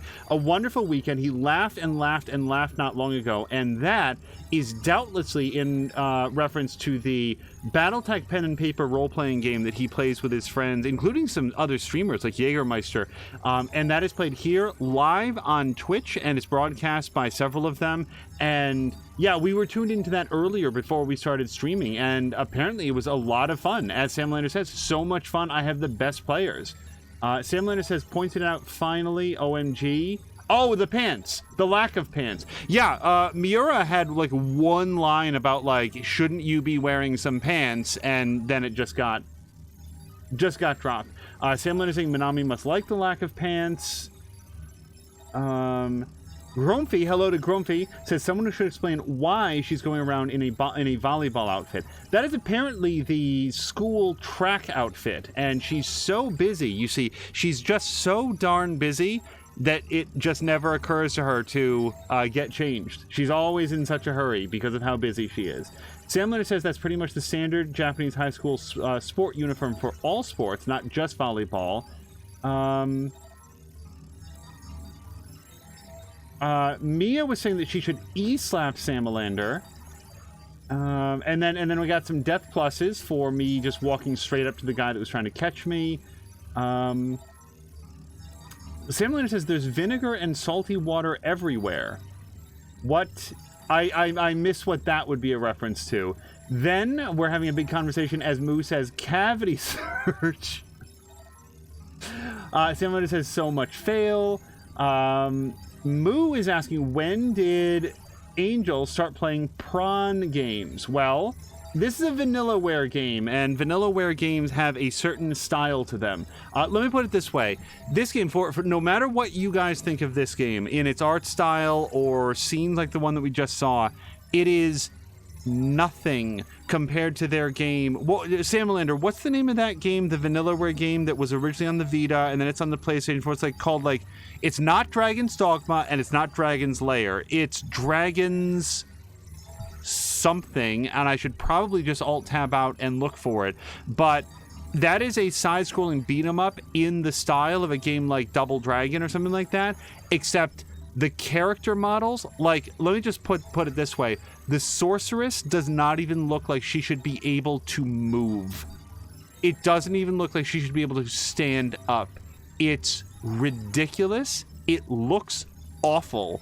And I did actually try that game briefly on the Vita, and I just couldn't. I just couldn't with that game. It was so nasty and off-putting that I can just say that that is not a game that would ever be streamed here, because it is way beyond.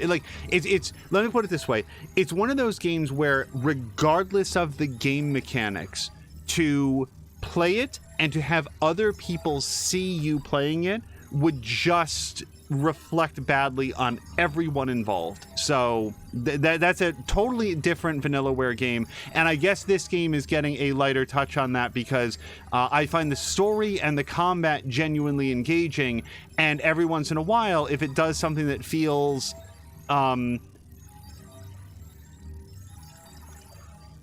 a little tin-eared, we'll go with, it is often lightened by the type of humor that we just saw, which I really did very much enjoy. Dragon's Crown, that's the one, Samalander. Yeah, Odin Sphere, we have a copy kicking around, and I've never actually played it, so I don't know what it's like. Okay. Drin says, I love that they're taking action that draws attention to these ridiculous regulations. Drienne, or Mia saying, sorry, Drienne, I missed the part about them being fined. Oh, right, the women's volleyball team that didn't want to wear those bottoms, and they wanted to wear, like, shorts that were less revealing and more comfortable, and they got fined. Fuck them. Sorry. When I say that, I mean fuck the Olympic Committee. I do not understand. I do not understand why the swim caps that were for very, very sort of voluminous hair, why they were getting banned. I don't understand why the women's volleyball team weren't allowed to wear larger shorts to play volleyball in. It's ridiculous. It's absolutely ridiculous. Let me just see here. I just want to see if there's anything else, because I do like reading chat. Mia's asking, why is she in this pose? I really should move away from this screen. Oh, Similar saying she has to Escher. It's in her contract. Let me just see if there's anything else in here. Similar saying I think Dragon's Crown, the Barbarian has an interesting outfit. And also that Odin Sphere is very, very good. Hello to Ruination Roan, who says, oh boy, what is this shot? Yes, let's move on, because I was reading chat and we started looking at this. So I did get a mystery file, and some event archives have been archived. So what mystery file did I get? You would think it would be glowing, but the last time that I looked through this, it wasn't that I saw. Yeah, I don't know. Okay, can we do more Minami? We can. Natsuno Minami ran away from the men in black suits in order to protect BJ. During her escape, she witnessed her best friend Yuki Takamiya working alongside them. Yeah, what a twist for her. We know what's going on there, but Minami is like, wait a second, my best friend who just transferred back to the high school where I am and was suddenly interested in reconnecting, she's working with the guys that are pursuing me. So of course she'd be alarmed by that. One of my favorite storytelling styles, I've said this before, is smart characters making bad decisions based on incomplete information. And right now, Minami is going to be on the run from, at least briefly, from her best friend, because she doesn't know that her best friend has been conscripted to work with the Men in Black. Cool.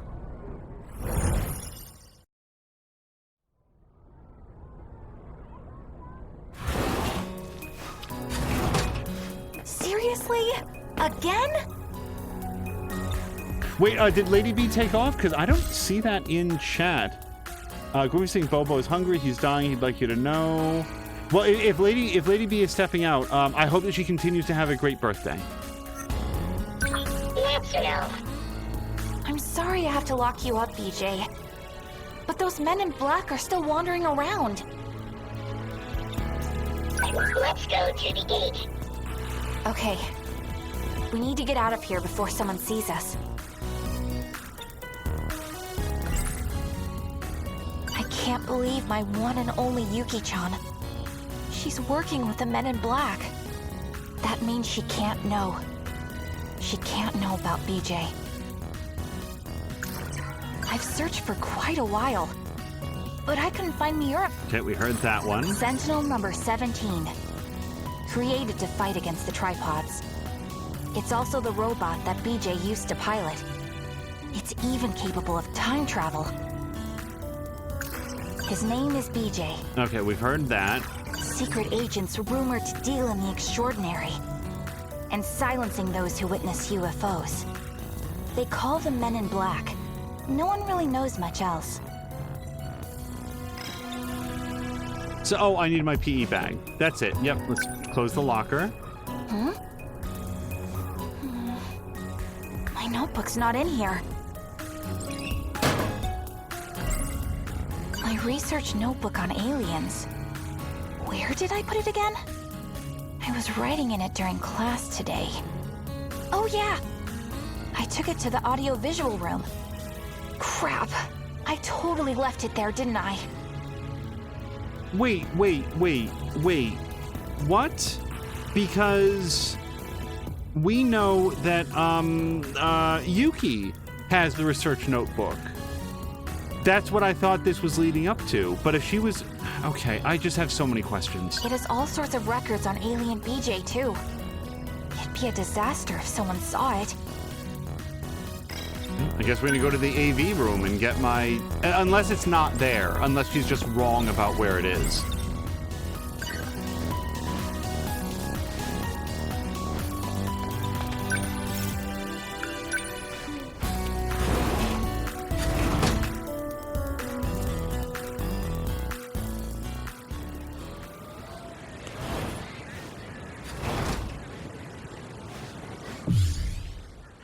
Yeah, looking for the research notebook. Okay.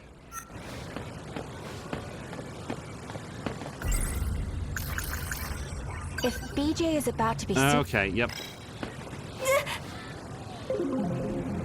Man in Black. So, if Natsuno is back in class again, wouldn't Yuki, like, come up to her? So I'm gonna try to sneak past while he's doing that. It'd be bad if someone saw my notes. I gotta get my notebook back, no matter what.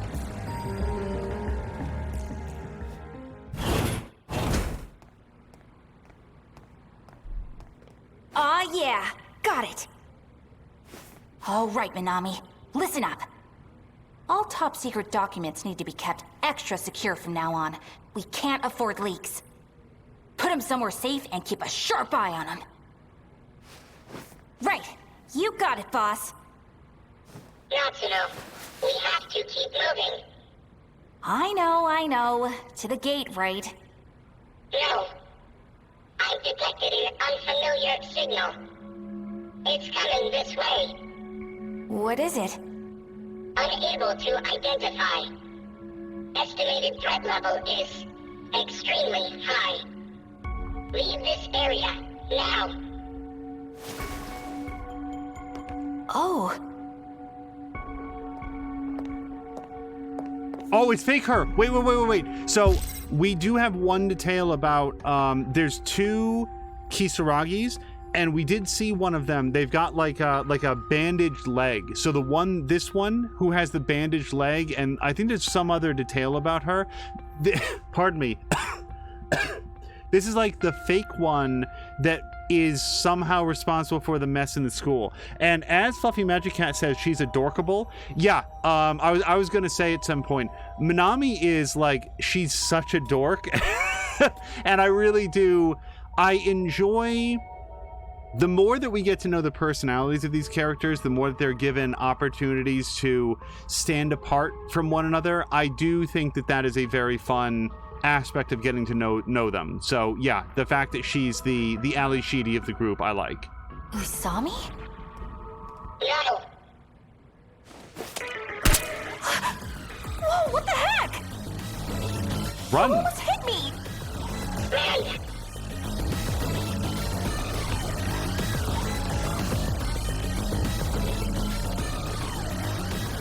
Oh, look, so this is the bathroom, but it's still not, it's not messed up. What's going on? Why is Usami?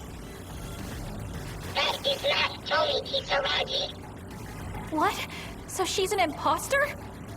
No, it's an android created in her likeness. Oh, I get it. Those evil aliens are after you. So they made a robot to track you down. Where are we now? I ran into the bathroom. This is a dead end. There's nowhere to run. Not helping. It's too late. Go out the window. Look at the size of that window, okay?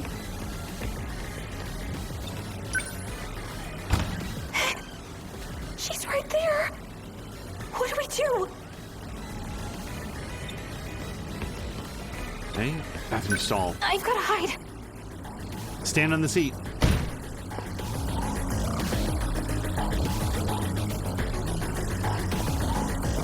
Well, well. Please don't make me use force. Just do as I say and come out quietly. Someone else is here. What a surprise. How'd you find me here? I thought number 17 was gone, but its signal led me here. Now that I found 426, I can't just walk away. Whatever you have planned, I won't let you go through with it. You know Ida was full of crap, don't you? And you still have something against me? Many people fell victim to you. That much is still true. That's why I have to destroy you here and now. You're awfully dramatic for a machine. And I'm awfully strong, too. Well, his body really is falling apart. I can barely hold my gun straight. Didn't think I'd ever see you resort to violence. I expected it, knowing who you were. I guess in your heart, it's just a machine. You're a monster yourself. No respect for me.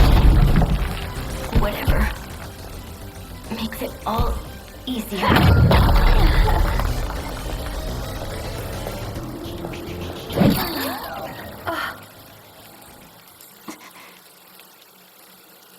What the heck just happened? No, shut up. It seems quiet now. My rent check would arrive in that stall before I came out. Holy crap. What a mess.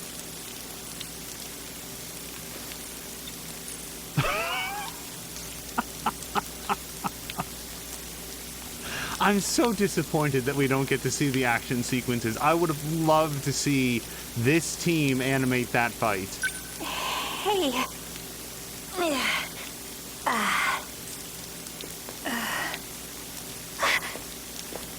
Mouse-on? Wait. Because she knows Juro Karabe's grandmother as, I assume, an age-appropriate woman in the year 1985. Would she recognize her as, like, her 1945 self? I guess so. Can I see what's going on over here, though? Whoa. It really is a robot. It looks just like Usami. And look, the glasses are on the ground. So, as Sam Melander says, this is how the toilet gets wrecked. So, this is the fight that Yuki Takamiya investigated during her storyline, and we saw it all wrecked up. So, it's after this point. So, we know that this scene must end with Minami going missing again, because it's her disappearance that Yuki is investigating that brings her to the bathroom. Again, I'm trying to fit all these parts together to where they go chronologically.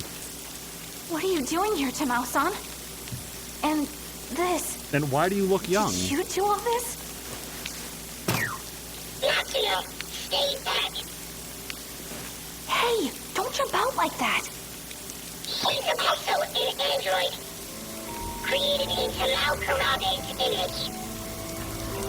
She's a robot too? I'm the one who called her here. However, as of a few moments ago, I can no longer identify her.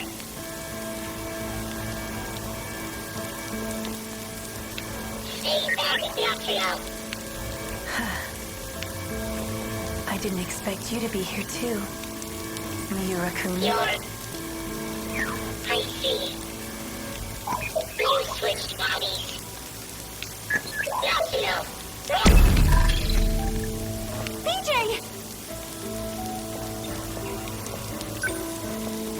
BJ? Say something! Don't worry, he's not broken. What did you do to BJ? Why did you come for him? Forgive me. We seem to have a misunderstanding. I've come for you, Natsuno Minami.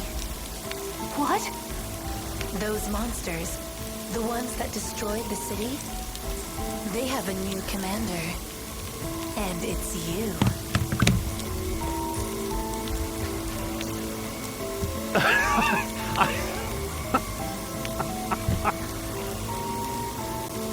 I think I turned off the auto. How do you make it go? So, starting now. Hold on, I did... How do you turn back on the auto go? I'll be the one giving you orders.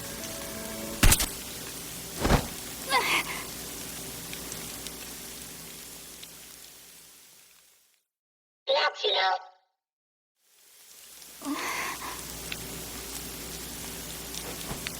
Whoa! What the? What am I doing here? And what the heck happened?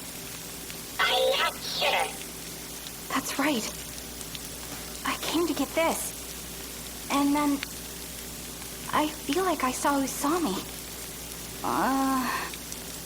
Man. I can't really remember what happened here.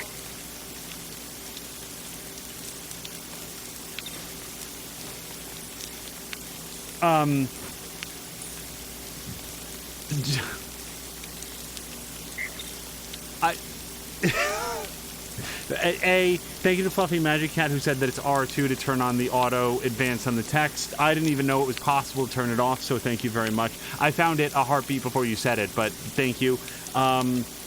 Mia is quoting from our Star Trek streams, "Where's the Go Juice?" Carolina saying, "I have the Go Juice in my truck." And Simlander says, so aptly, so many whelps.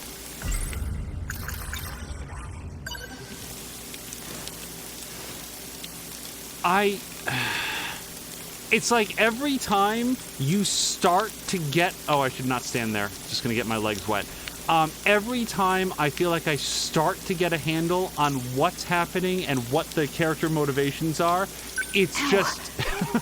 My cheek kind of stings. Hello to Force. Scar on cheek? I didn't see a scar on cheek. Ah, the Exterminator. Yes. Okay, so Yuki Takamiya is unlockable. Oh, so I can go do more Yuki Takamiya. Awesome. Mystery files obtained, 2 updated. I don't know where those are. And close results.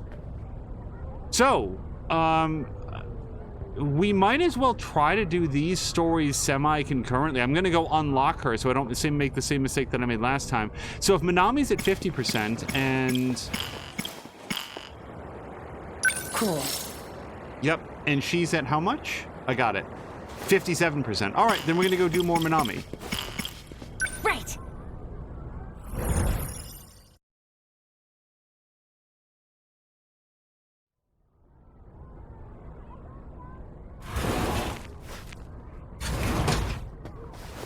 Huh? Tamao-san? Wait. How are you here, Tamao-san? This place isn't ideal. I'd be found far too soon. Maybe Tamao-san was abducted by a UFO. Wonder what they did to her. Who is this? Have you ever heard the expression, if you hear hoofbeats, think horses, not zebras?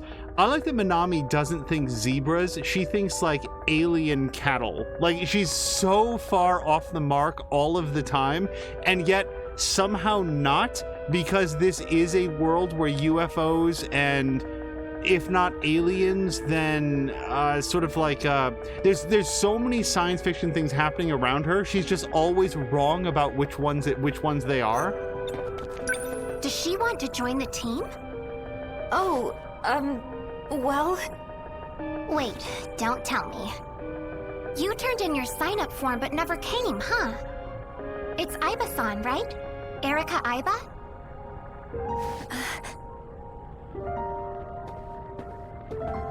Oh, I can't talk to her about that. So, Aiba-san, you're in Class 1D? Right next to Minami-san in Class 1C. Yeah, right. Have you recovered from your illness? Well, actually, she... Not entirely, so can't join yet. Huh? Oh, okay. Well, that's too bad. I hope you get well soon. Maybe she just looks like Tamao-san. Could there really have been someone like this just next door? Erika Aiba, Class 1D, next door.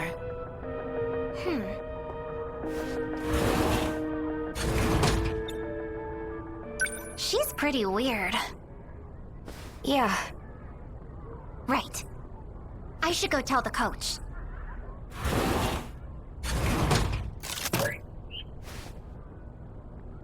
Okay, those were things that happened. And Moo said, did I hear alien cattle? And the holy cow emote. And Simulator's pointing out you have several characters at like 10 to 14%. Yeah, the theory I've been working on is to try to follow certain plot threads as far as I can, and as they get sort of blocked off to then move on to other ones that feel related. So rather than jumping around and trying to level up the story progressions evenly, to learn as much as we can about one character's story in the hopes that that will give us a greater framework for understanding other characters that show up in that narrative.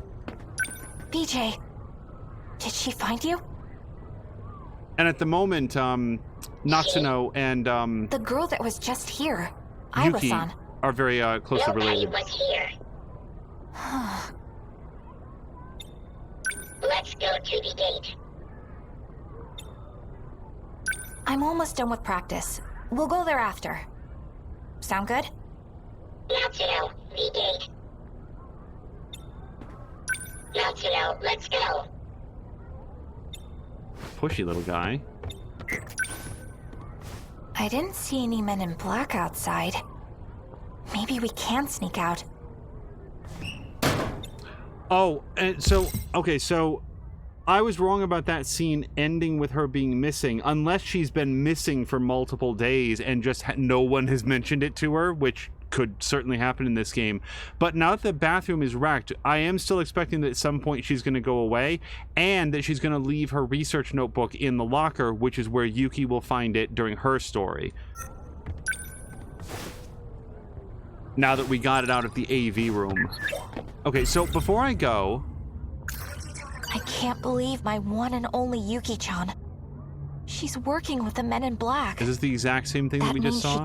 She can't know about BJ. Okay. Yeah, scar on cheek. A small puncture on my cheek.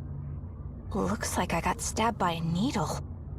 I must have gotten it in the girls' bathroom. But why can't I remember anything about it? Was I captured and had my memories erased? What if they implanted something in me? I'm probably overthinking it. Before we go, Force had posted something. I hate that Origin makes you purchase things one at a time and can't, like, add 3 DLC to my cart to buy all at once. Is that... I'm curious what DLC you're picking up, because like I have the Game of the Year edition of... The phrase is Dragon Age Inquisition, but I don't have all the DLC that I want for every Origin game, so I'm curious what else you're picking up. So, we don't know where Miura is, but as one of the characters, I was trying to remember who BJ's like personality is, and in the bathroom scene, somebody looked at BJ and said, you know, called him Miura. So at least for now, I told Miura-kun he should stay at Jiro-kun's house. After all, I'm the one who dragged him into this. I need to take responsibility. I mean, not in a weird way. Wait, I'm so sorry. I think I missed part of that. At least for now, I told Miura-kun he should stay at Jiro-kun's house. After all, I'm the one who dragged him into this. I need to take Okay. So now we're at the point in her story. Yes. Okay, we're at the point in her story where she did find Miura. She brought him over to Jiro Karabe's house and basically said, now you live here, and that's how that went around. So we don't get details on how she found him. That's cool. But we also don't know at what point she goes missing. It's got to be pretty soon, I would think.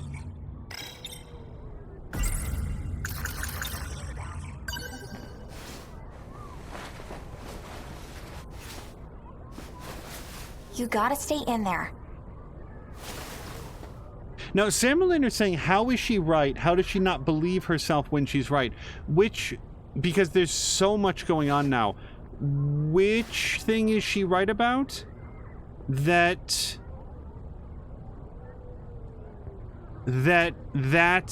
Tamao-san? That's Jiro Karabe's grandmother.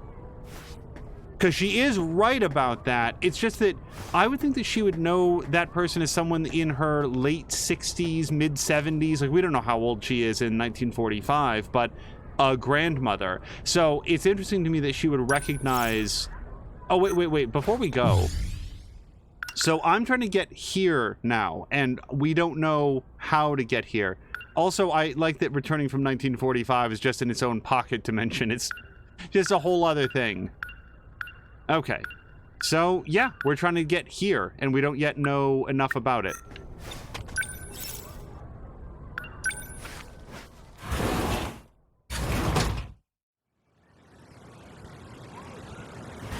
Oh! Huh? Are you going home, Natsuno? You got me. Please don't tell Senpai. Our planet is in danger. There isn't a second to spare. Yeah, whatever. Alright, so that's nosy track team member who wouldn't let Yuki into the locker room. So this is the point at which she is now skipping track practice to go off and do other stuff.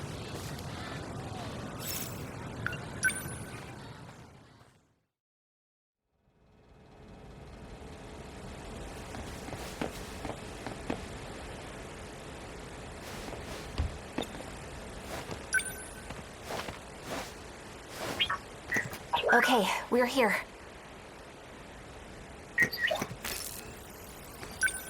Activate gate. Sentinel search range. Where should we look this time?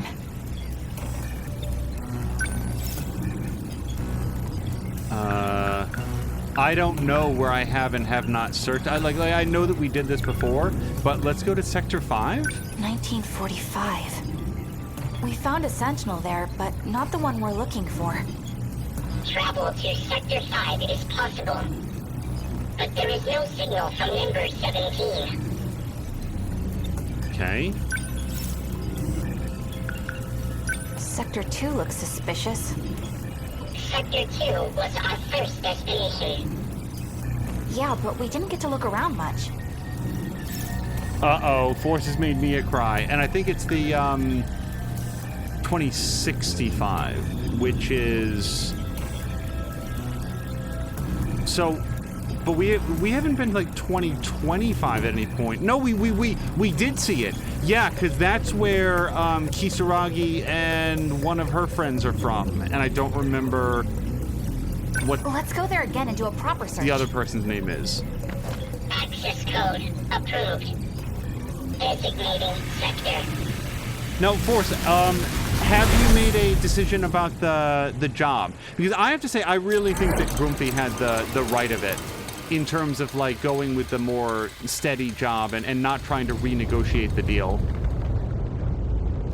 I think that Grumpy had a good sense of that. I don't see any tripods, but we shouldn't let our guard down. Okay, how should we do this? Natsuno, you wait here. Huh? You're going by yourself? Fires continue to burn on the surface. It's too dangerous. Time required to search the path is 27 minutes. Oh, come on!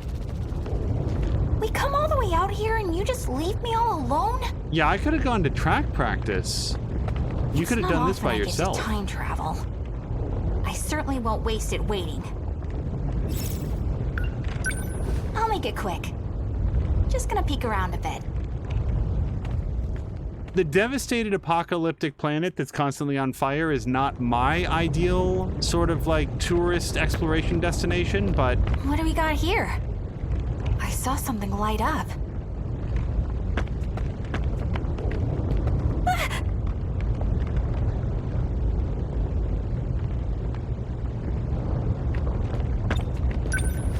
Is that a Sentinel? Look who found it first. That's what you get for leaving me behind.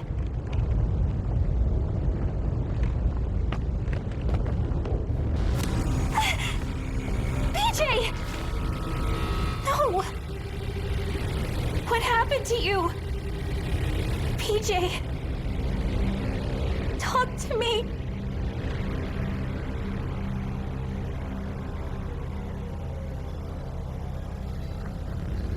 What happened?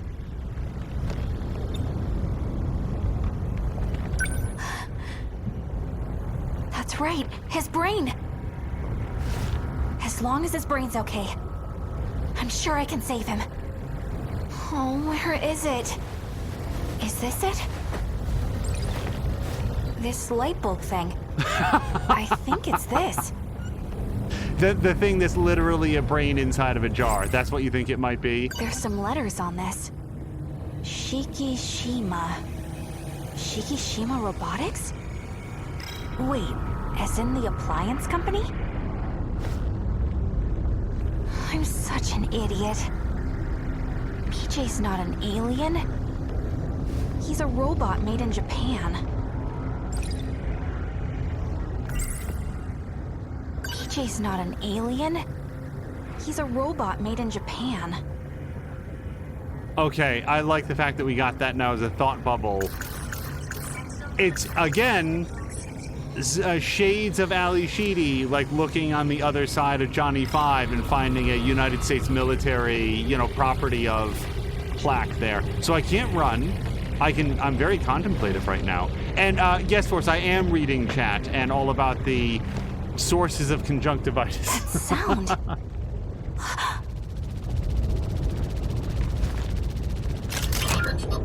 Natsuno, I have been looking for you. BJ! But wait, what I saw earlier, it was a different robot? You found a Sentinel. Sentinel number 8, a remote control type. This is not Sentinel number 17. Mia's upset about the Short Circuit spoilers. Short Circuit is one of those things that I am both surprised and relieved that they have not attempted to remake. I feel like Short Circuit and Back to the Future are two properties that I feel like we got exactly the correct amount of those, and that either remaking them or trying to add on new sequels would have extremely diminishing returns. I'm not going to be mad if they choose to do it. It's just very difficult for me to envision those turning out well. Natsuno? Show him the brain. Do I not have that? No, I can't think about that anymore. Oh, and by the way, Sam Lander was saying specifically about the scar on the cheek, that although her memory has been wiped, she somehow correctly deduced what had happened and then discarded that actually true fact as being too outlandish. The woman who believes that everything's like a UFO and stuff. Were you made by Shikishima Robotics? You're just a robot made in Japan. You're no alien. Isn't that right? Forrest is saying something very true. Chappie is an interesting cross between RoboCop and Short Circuit, and it is amazing how thoroughly it is both of those things. I don't know that I like it or that it's a good movie, but it certainly kept my attention and was entertaining. Yeah. I bet this is another one of Shikishima's. Does that mean the tripods too? Four-legged autonomous cranes from Shikishima Industries. High Quad 150B. No way. They're heavy machinery robots for the development of Mars. But why? Why are robots meant for Mars invading Earth? They are not. This place is not Earth. Not Earth? It is a speculation. The lack of proof makes it only a possibility. Okay, but... what? So say we all. The basis for my speculation is this log. Huh? All right, go on. There are 117 planets under consideration for the project. Of those, the top prospect is a planetary system 12 light years away. I don't think this is going to work. Aren't you the professor's daughter? Yes, I'm helping with the layout. For the migration ship? It looks quite small. In the harsh environment of space, it is not possible to sustain life for extended periods of time. The ship will be carrying only our DNA. In the final phase of the project, humanity will be restarted. So we're creating aliens. How large of a population are you estimating? We're planning for 6 million. And you really expect me to approve of this project? If you just listen to my mother's explanation. It is not necessary. This endeavor is nothing but self-satisfying. It is impractical. Now that my father has passed away, I am the one in charge. Research will be disposed of and the funds suspended. You can't! Ogata-san, please! This was recorded in 2188 with Natsuno Minami's ID. A communication log between Natsuno Minami and Shikishima's top executive, Menji Ogata. Ogata-kun? After this log, the plan was implemented. But 2188 is in the future. We are further into the future than when the log took place. Natsuno, do you understand? It is possible. You are the alien they created.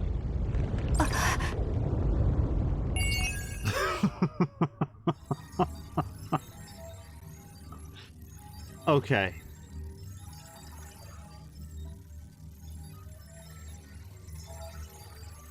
No, I'm still having a lot of difficulty putting this together. Okay, so in the year 2188, they cooked up a plan to seed human life on other planets in the universe and succeeded because everything that we've seen is further into the future from that point. Natsuno Minami and Yuki Takamiya and presumably most of their friends are all the reincarnated, reborn genetic material from the people who lived in the year 2188. Something's gone wrong because what's-her-face? Shinonome, like, reprogrammed everything so that it would enter into a loop. No, I don't have enough information to figure this out yet. Boy, this is hard. I feel like it has previously occurred to me that I should start taking notes for like who all the characters are and what I know about them, but now I just feel like I need to set up one of those pegboards with the red yarn that connects everything together so that I can try to keep it all straight. Oh, we got another squatter.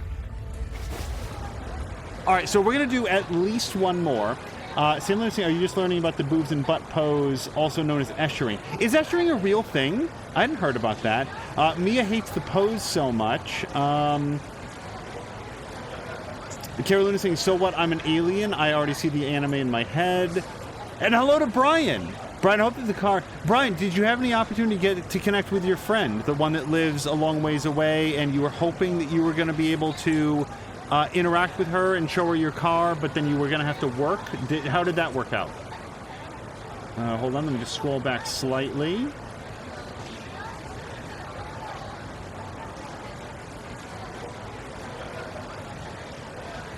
Now, I guess one of the things that I'm still not understanding, so BJ said this isn't Earth, and yet everybody here recognizes this as so wait, what? Oh my god, I'm still... Everybody here recognizes this as Japan, and they know about things like World War II, and also there's time travel possible. So, wait. What if, instead of colonizing other worlds in outer space, they found a way to penetrate through to alternate dimensions and sent Project Arcs out there? Like replicated human DNA into parallel worlds where maybe there were not people. I don't know that that makes sense. I don't know that I can make sense out of this, but... okay, so, if we want to continue Minami's story, Destruction, second area, Shibugaki City, Wave 5 has to be cleared. And I don't think that I can do any combat battles. I'm gonna go check mystery files real quick. I don't... It keeps telling me that I'm... Ah, here we go. Okay, hold on. In the girls' bathroom, the Tamao Karabe android destroys the Tomi Kisaragi android, temporarily shuts off BJ, and shoots Minami in the right cheek. In the 2065 ruins, Minami discovers something that looks like the brain of a destroyed BJ. On it, she finds the letters Shikishima. To her dismay, Minami realizes that BJ, the Sentinels, and even the Kaiju are all machines made in Japan. However, BJ implies that the planet they're currently on may not be Earth, and that Minami and the others are the real aliens. See, that's the part I don't understand. If they're human and have DNA, they might be residents of a different world that is patterned after Earth, but they're not aliens. They're just undocumented? I don't know. I don't know. Aliens feels like a weird phrase for that. The 2188 Minami explains to Shikishima's top figure, Nenji Ogata, the meaning of Professor Takamiya's research. She goes over details such as the fact that the top prospect out of 117 planets being considered is a planetary system 12 light years ahead. The ship will only carry their DNA, and they are planning for a population of 6 million people, but Ogata calls it an impractical, self-satisfying endeavor and rejects the plan. Here's Nenji Ogata from 2188. I was looking at him saying, is that Ogata or is that Goju? I don't remember his name right now. Goto, whatever his name is. But no, it's Ogata. He is opposed to Morimura's Project Arc, which his deceased father pushed for. All right, we got that. Anything else? Nothing else is glowing at the time. And I don't have any mystery points because we haven't done any combats yet. Brian says not good. He was going to have to plan on getting together with his friend another day. And I still cannot do this right. Currently at 25%. So, yep, we still got some more story to do. And that's why I want to do, like, maybe one more story beat. Because the closer that we get to 30%, then we can go back to alternating between combat and story. And I want to try to make sure that we're not getting too much of any one in a... And this is Mystery Files. Okay, so let's go do one more story. If we're tapped out on Minami, then let's go back over to Yuki, and we're going to advance her. And I bet that after this, we're going to be locked down. We won't be able to proceed with her either. Let's take a quick look at her chart. Yep, she has the pilot's mark. And what happens next is anybody's guess. All right. Huh?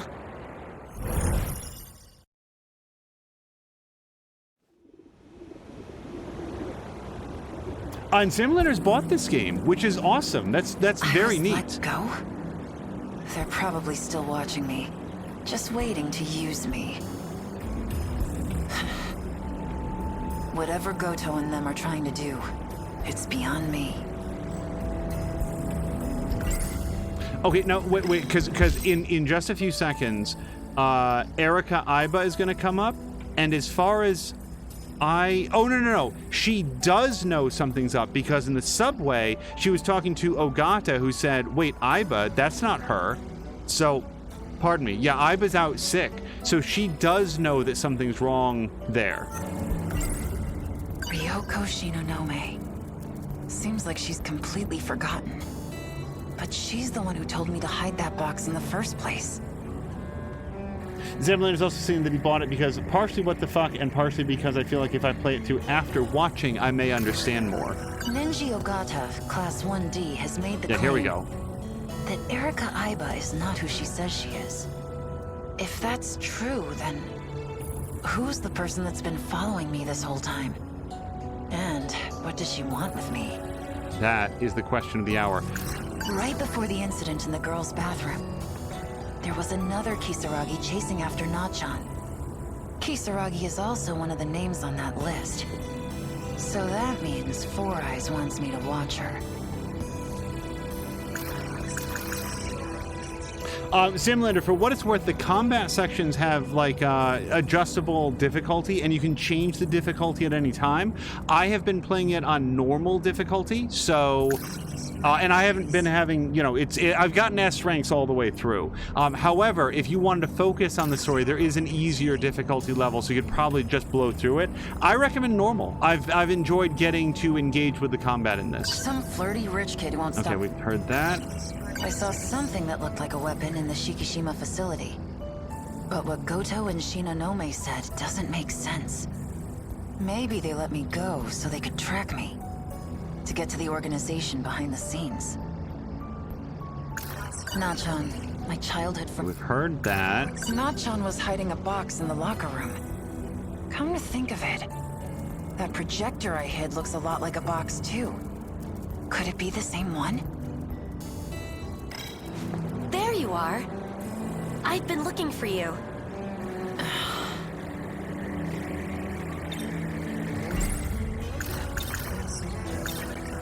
You're in the same class as Ogata, aren't you? Yes, but I doubt he remembers me. I don't leave much of an impression. Don't you have anything better to do? I will do my best to assist you in solving mysteries. How would you like to start? That thing I hid. I need to take a closer look. But I can't let Aiba know about the SIU. I'll have to go alone. Sorry. I just remembered I had something to do. We're done investigating for the day. Aww. Yeah, this game had come very, very highly recommended by Kim Wallace over at Game Informer, and I am very much enjoying it. Smells like mold in here. It strikes me as something that would have a particular overall appeal. Like, this doesn't seem like it is at any point designed for mainstream consumption. I saw something that looked like a weapon. Okay, I don't know why that was green. I just heard that. It's in here.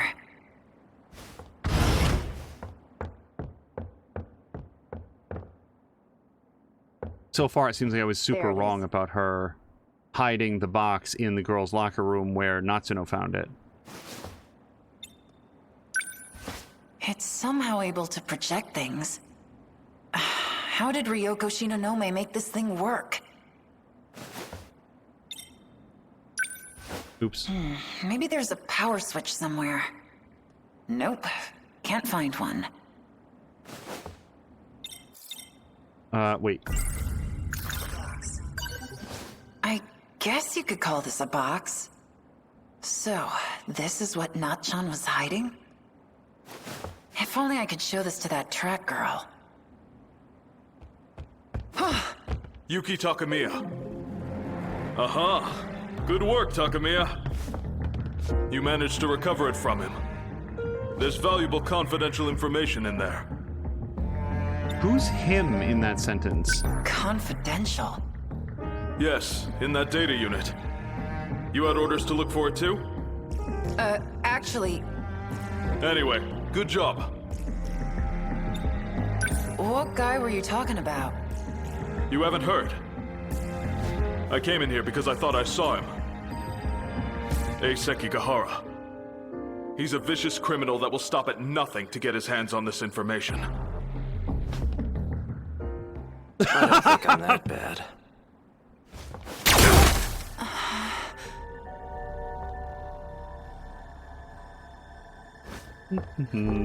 Alright, I gotta go talk to this guy. Oh, it's you.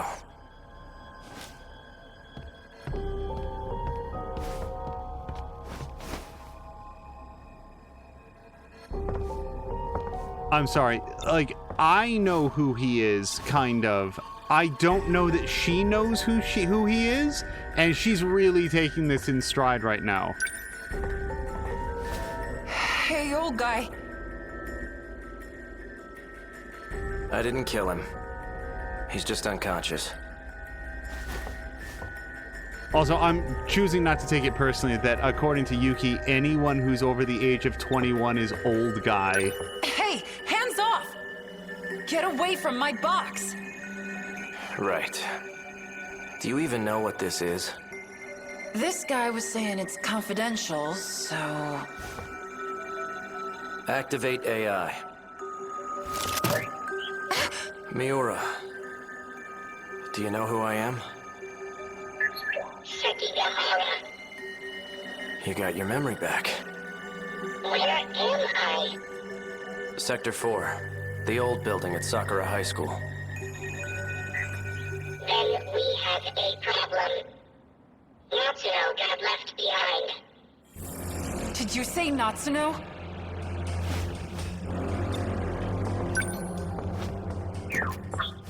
Are you talking about Natsuno Minami? Does that mean you know? You know where Natchan is? Who are you? I'm Yuki Takamiya. But that doesn't matter. Just tell me where she is. I do mean Natsuno Minami. According to my last memory, she is currently marooned in Sector 3. Sector 3? You'll understand once we get there. Oh, is that when I'll Let's understand? Go, Miura. I know a shortcut.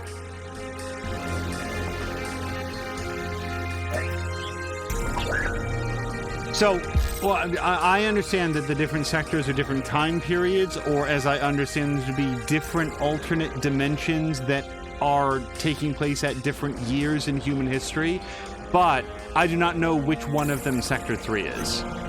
Are you coming with us? You bet your ass I am. Yeah, I'm not signed up for any extracurriculars, so I can... My time is my own right now.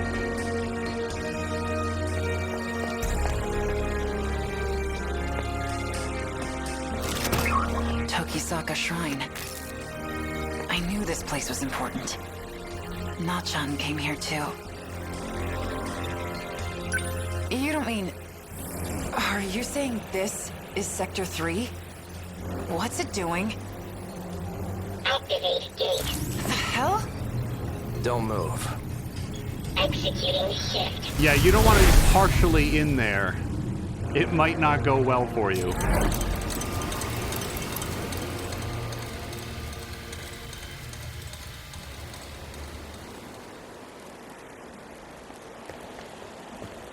Where are we?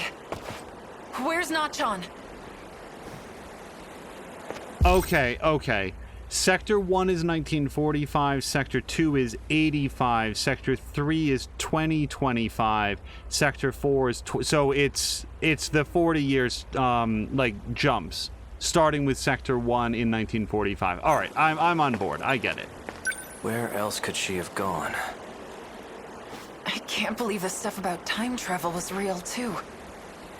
How long has Natsuno been stranded here for? Canned food isn't hard to find if you look for it. As long as she didn't do anything reckless, she should still be alive. Ruined future has been added to the thought cloud, but I cannot think about it.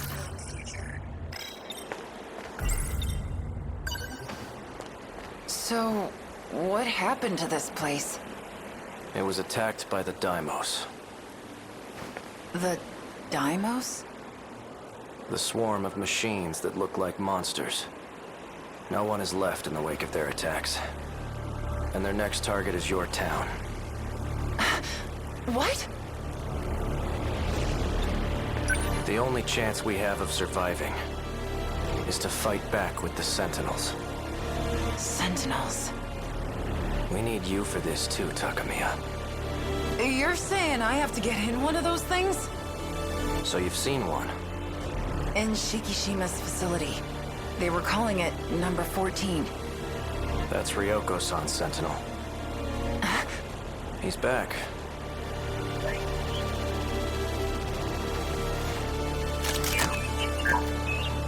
Right on time. So, what'd you find? I scanned for heat sources from the air. I detected no signs within a 5-kilometer range. We may have to prepare for the worst-case scenario. Shut your damn mouth. If she is still alive, she's either deep inside a building, or she's moved farther away. I will widen my scan range. Natsuno.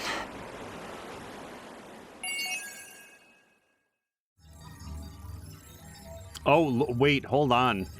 So I can't scroll over to the right, but look at how many, like, there's 2 question mark tracks just from what we unlocked. Screw it, let's do one more. I, Sekigahara, activated the projector Yuki Takamiya hid in the old school building. Relying on the information from a robot called Miura, they headed for Sector 3. All right.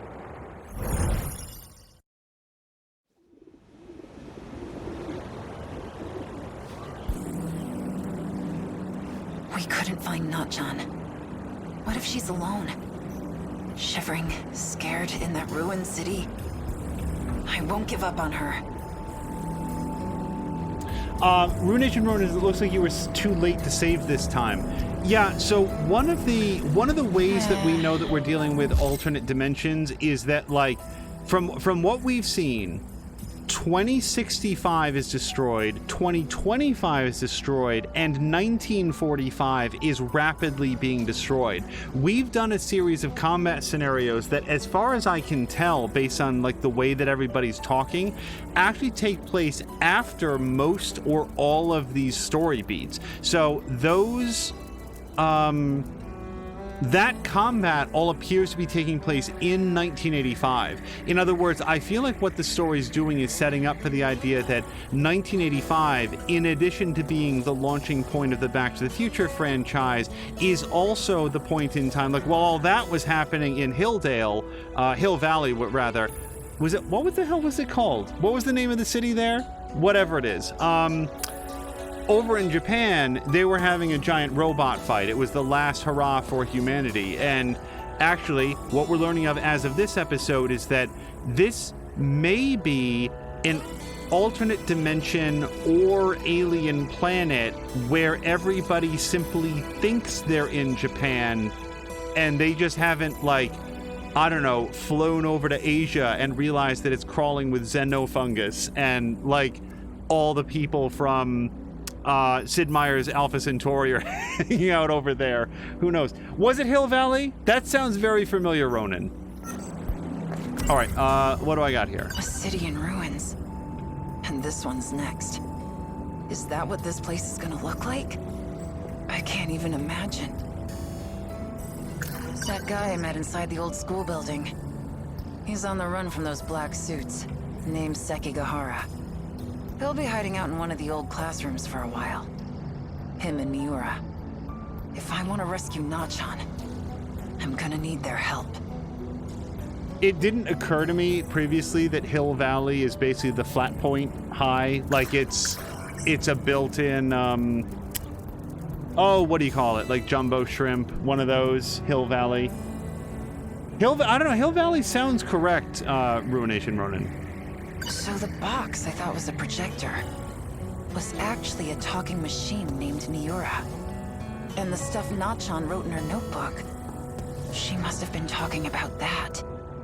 So it wasn't just made up. I'm sorry for doubting you, Nachan. We finally found out where Nachan is. She's been left in the ruined future city. I may not be able to get to her yet, but I will save her. It's so weird that we're blocked off from pursuing Minami's story to the point where we see her get stranded in the ruined future, but yet now we know that that's what happens to her. The structure of this game, like, as when I say effort, as much effort as the story is to piece together and to figure out which things come before or after which other things and so forth, it must have been an absolute nightmare to write and develop in a way of, like, what is the player going to know and how are they going to be able to make sense out of this?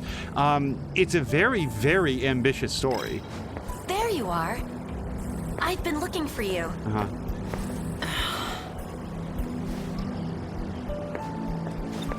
All right, so let me check my thing. So interviews at Sakura High School 2. Where the box is. I don't have any information about my middle track, but down here, I know both about the box and the old school building, which makes me think I should go to the old school building again, but we might have to ditch her. Don't you have anything better to do? I will do my best to assist you in solving mysteries. How would you like to start? Wow, so Epineumenon?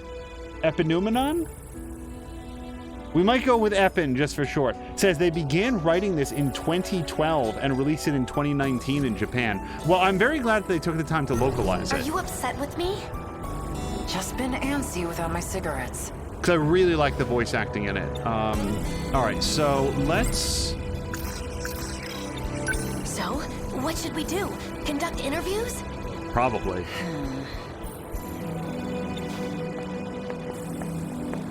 It is a good thing that she doesn't do, like, if this was an RPG, my character would probably want to attack her, but we know as like players of the game that probably wouldn't go my way because she's a Terminator. Oh, I'm sorry, an exterminator. Yeah, welcome to Epineumenon. Epineumenon. I think that is. As you can probably tell, it is my first playthrough. I'm really enjoying the story and the process of trying to sort of like slot it all together. Hey, you. Got a sec?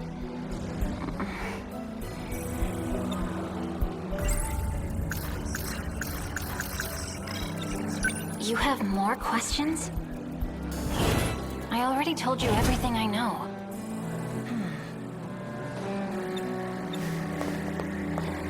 Nah. Oh, wait. Nah, he's gone. Okay. I'm back. Sorry for bothering you.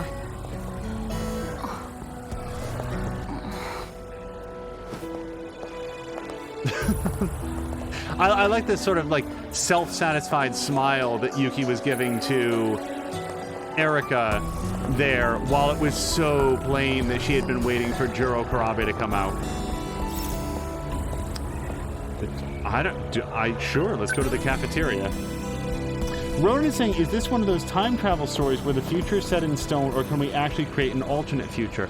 As far as I can tell, Ronan, this is a story where there's not actually very much time travel happening. Instead, based on a number of clues that we've picked up, there's actually at least 4 parallel universes which take place at different periods in time. So when we talk about going from 1985 to 2025, they're not actually traveling in time, they're rather hopping to a parallel dimension where it is currently 2025. So the changes made like in 1945 don't affect this version of 1985 at all, because it's technically a different dimension.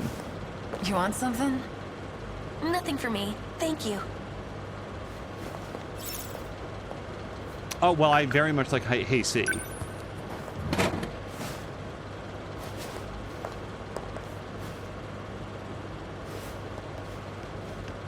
Yuki-chan! Shit. Amiguchi. I'm telling you, Destiny sure wants us to be together. This again. Is Destiny the name of the app that you're using to stalk my ass? How's that, Hey C? I heard vitamin C helps keep you healthy. I'm not drinking it for my health, dumbass. Nachan used to drink it, that's all. What the hell do you want, anyways? How about a date? No thanks. I mean, really? How many times is it gonna take for it to stick in that floppy-haired head of yours? How about until you go on a date with me? I got my bike with me today, so I was thinking. Ooh, a bike? Sounds wonderful. Who's this? Apparently, she's Watson. Huh? Are you from another country? Sorry, pretty boy, but I got more important things to do today. We are actually quite busy. Okay. Well, I guess I won't keep you. You're awfully docile today. Just don't want you to hate me. For being too aggressive, you know. Yuki-chan, next time's a date for sure. Well then, shall we? Let's chow. Yeah.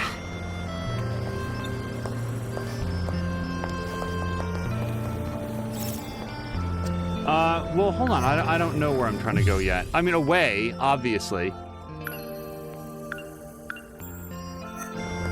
Are we looking for clues in the cafeteria?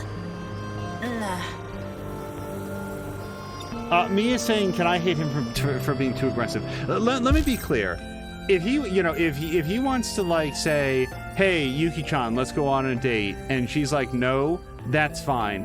It's the fact that this guy has been creeping on her for a while now. I don't know too much about the passage of time in the world, but also, like, during the combat encounters, like, one of his combat barks when it's his turn was like, hey, I gotta impress Yuki-chan. Yeah, it's like, it's so, there's such like a mewling desperation to him that I really, really dislike. Are we looking for clues? Okay, yeah, okay. Sure, class 1 hallway. Moo has never seen any of the Terminator movies. I recommend the first 2. I recommend Terminator 1, followed by Terminator 2, followed by the Sarah Connor Chronicles. Oh, Takamiya-san. I see you're still wearing the uniform from your last school. Oh, yeah. You know, if you need help with anything, come and see me anytime, all right? Small note. Tamao-san, I haven't heard from you in some time. Where have you been? You need to check back in with me, understood? But not right now, then. Interviewing. The word has such a nice ring to it, doesn't it? Morimura gave this note to me. Shit. She wants me to do something. And the first step is talking to Aiba. All right. There's something I want to check on the way home. Come with me? Certainly.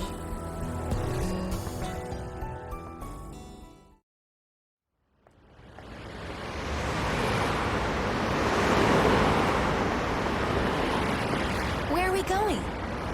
Oh, right. I just wanted to check something. Oh?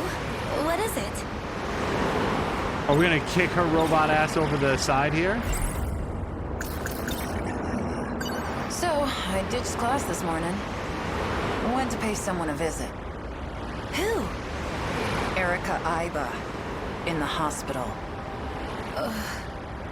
The real Aiba has been sick. Confined to her hospital bed. And I overheard you talking to the school nurse, Morimura. She called you Tamao. Is Tamao your real name? Well, I guess the jig's up. You're right. My name is Tamao Karabe. I harbored no malicious intent. Plus, a twist like this in the third act? It makes for a better detective story, don't you think? You really are good at this, Takamiya-san. Okay. You remember the incident in the girls' bathroom? Yes, but why bring that up now? There were 2 Tomi Kisaragis witnessed that day. And I recently found the second one. Wait, did I? Who's there? Ah, Sekigahara. Hey. Oh! What are you doing? That's a good question. Imagine walking in on this scene. Is that Tomi Kisaragi? It's a machine made to look like her. An android.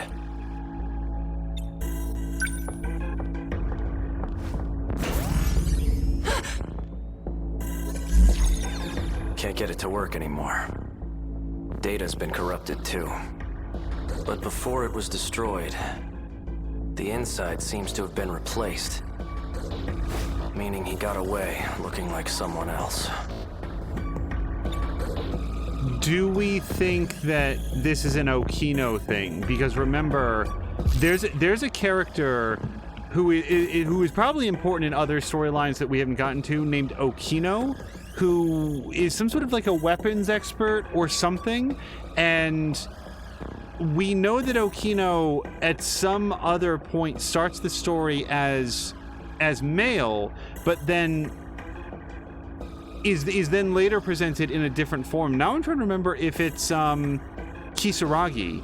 Shit, it's been a long time. This was like episode 1 stuff, and drops a line about like I'm not, not every form of binary is cool with me. So like it's a character that's very much presented as being non-binary, and at least in our early episodes it felt like that was going to be a running thing, but now we haven't heard from that character in so long. So I'm thinking that this might be Okino was in this body and has now jumped to another. Who's he? Juro Izumi. He's a mass murderer. He may not be even without a close. body, but I know he's plotting something.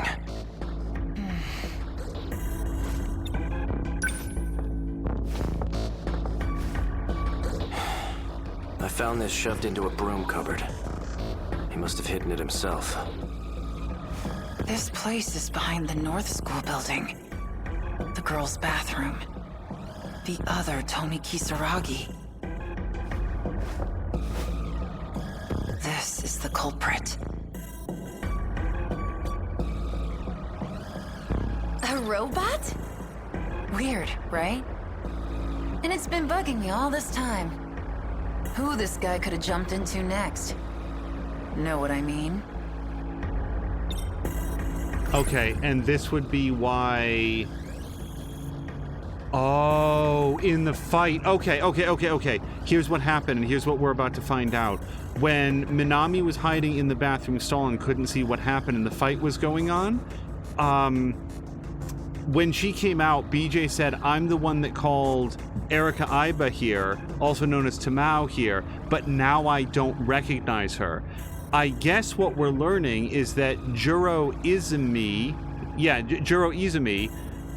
was the fake robot Kisaragi, but actually won that fight by jumping into Erika Iba here and then destroying the body that he was done with, and thus got away.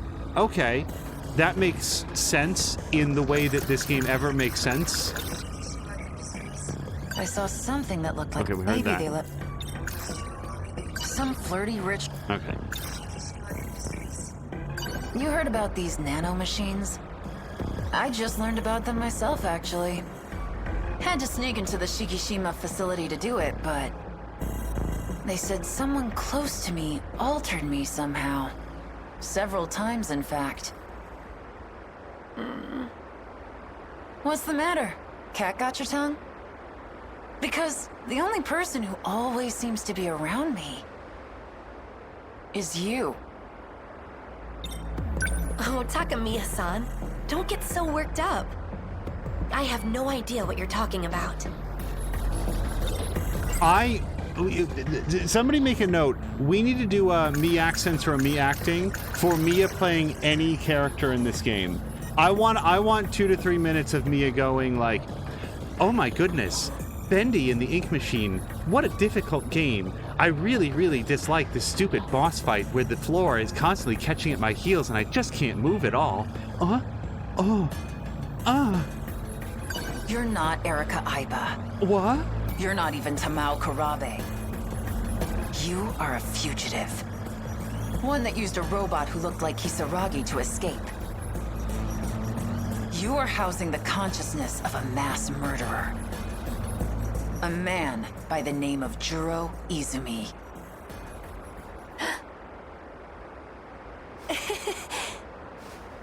You think I'm a man?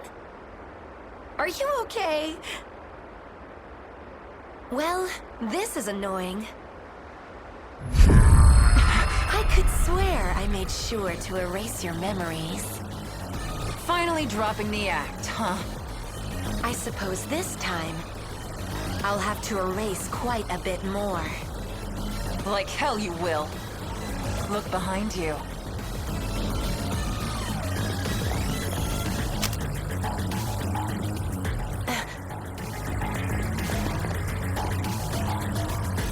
So this was a trap. Morimura's idea, actually.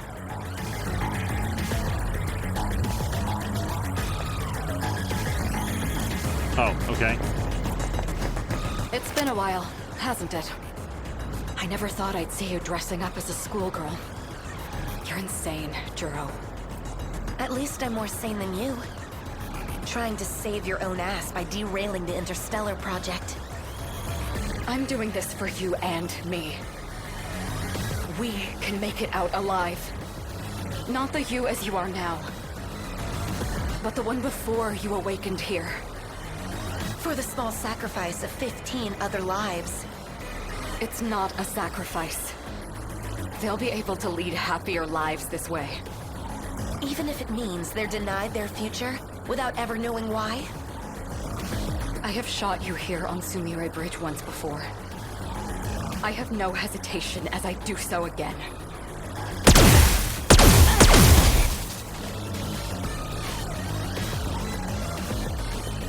So how you doing? Oh shit, Iba. Stay back. It's not dead yet. Then keep shooting it.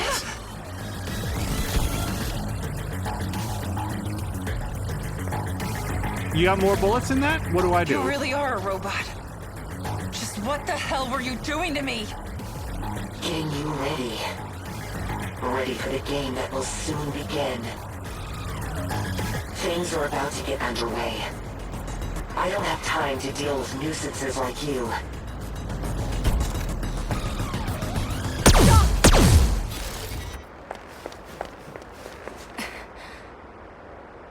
He jumped.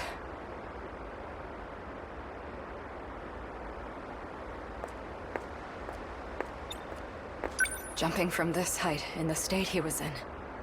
Not even a body made of metal could survive unscathed. He shouldn't be able to move very well. We need to surround the perimeter. Yes, ma'am. You need to go straight home. We'll look around where he fell. Understood.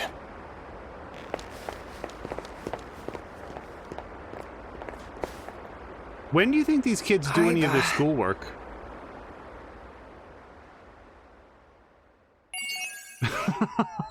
Also, let me just say, it is not lost on me that Morimura's first name is Chihiro. I didn't pick up on that before. It might have been mentioned, but we know of one Chihiro. She was like 6 years old in 1945. She's also 6 years old in 1985, which was where she was brought by Goto, and her memory was wiped, and then Miura gave her the stuffed rabbit, and then she regained her memories, but she was still like 6 years old. So why she is also the nurse and also, as Simulator puts it, the hello nurse, I don't fully understand yet, but here's what's interesting about the way that this game is put together. You never fully understand everything, but you do understand things now that you didn't understand 2 hours ago. So there is a steady progression of figuring stuff out. All right, so... Yep, okay, so we would have to go further in Minami's world, and we cannot do that right now, unless I've badly misunderstood this. No, okay, so... we're gonna, like, wrap up this episode. I'm gonna check a couple things. First of all, did we get any updates in here that we can look at? Don't think so. Oh, hold on, Sumeria Bridge. The name of the 193-meter long bridge that's built above... They've said it multiple times, and I don't remember. Kaidi River. It has a long history, built back in 1673 by the feudal lord of the Setsuki clan. It was originally 5 linked arched bridges built on top of layered stone piers. Okay, that's a little bit of world history for you. And here, 27%. So we will not be starting off our next episode with another battle, but as soon as we can, we'll probably go in and do 2 or 3 battles just to sort of like keep the balance up. Oh, look, sorry, I was just looking here. See how this one has a star, S star, but no star here? I bet that means that I did not do the bonus objective there. I may, at some point, go through the ones that I didn't get the bonus objective in and get those. I'm not doing it, it's unlikely that I'll do it on stream just because it's combats that we've already seen and I've already beaten them, so it's just sort of like a little bit of grinding. But I don't know, if people really want to see it, we could look at that someday too. So, here's what we're going to do. We're going to go back to Remembrance, and I'm going to do a save. Yep.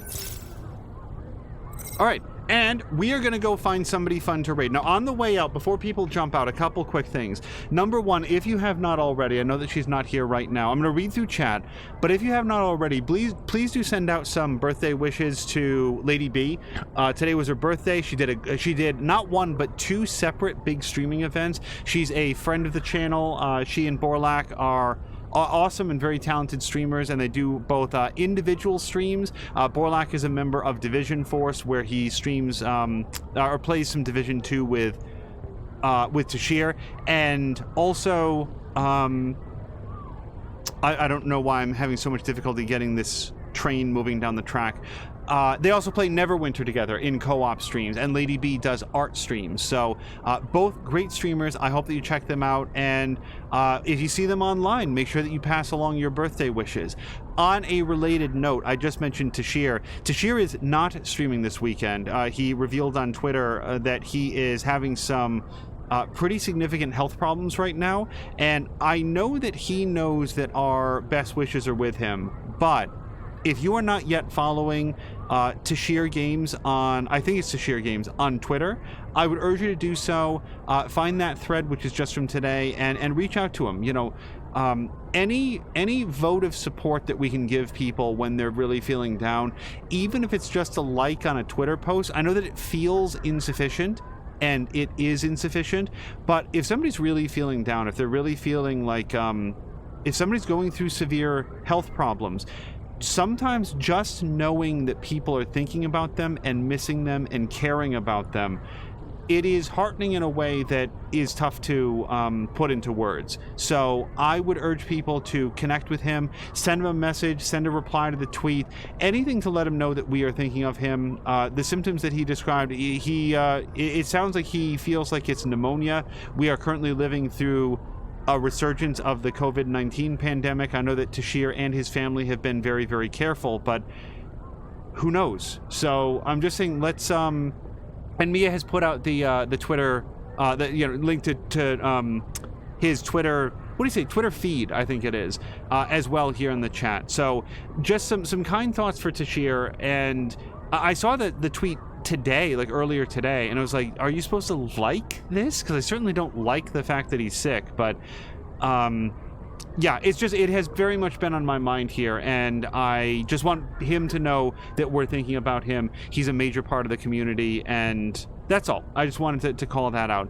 On our way out, we're going to find somebody fun to raid, and I'm going to take a quick look through chat as well. Oh, and Groomfy, before I forget, thank you very, very much for the resubscription. That happened a lot earlier, and I have not forgotten. All right, so let's take a quick look through here.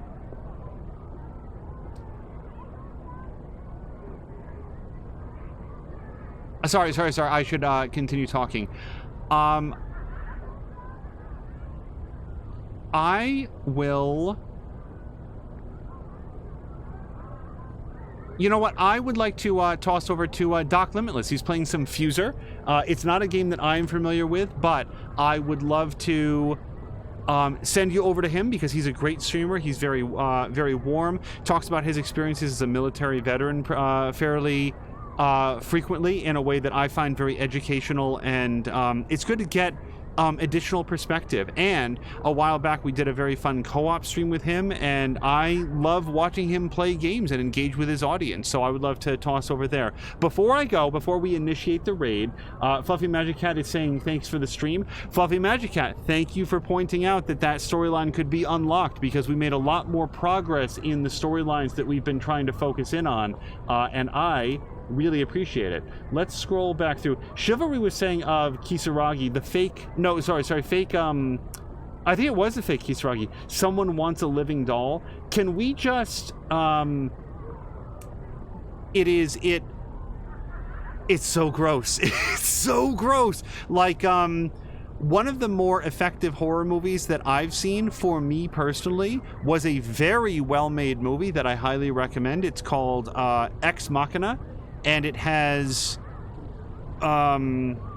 it was the first time that I saw, oh gosh, it's the actor who went on to play Lara Croft in the new Tomb Raider movie, in which she was very good, but she was also very good in this, and her name is completely escaping me right now. But without going too deep into it, the idea of replicating a human being as, replicating an artificial human for the purposes of companionship and potential intimacy is absolutely skin crawling. Alicia Vikander, Mia saying, yeah, she was so good in both of those roles. And Ex Machina is a great movie. I really recommend it. I do not want to say very much more about the story or anything, but just like the whole idea of like a living doll, of a fake human being who is like assembled to simulate the experiences of interacting with a person, even if it's not physical. There's an entire genre of like VR girlfriend simulators. If you want to really disappoint me, I was about to say, like, I can't finish that sentence because now I'm worried that somebody actually would. I find those games so like if other people are into that, go with God, is all I can say, because the idea of forming an emotional attachment against something that is engineered and designed to simulate human emotions back at you is so gross. Oh, it's so much. So yeah, real dolls or whatever they're called, yucko.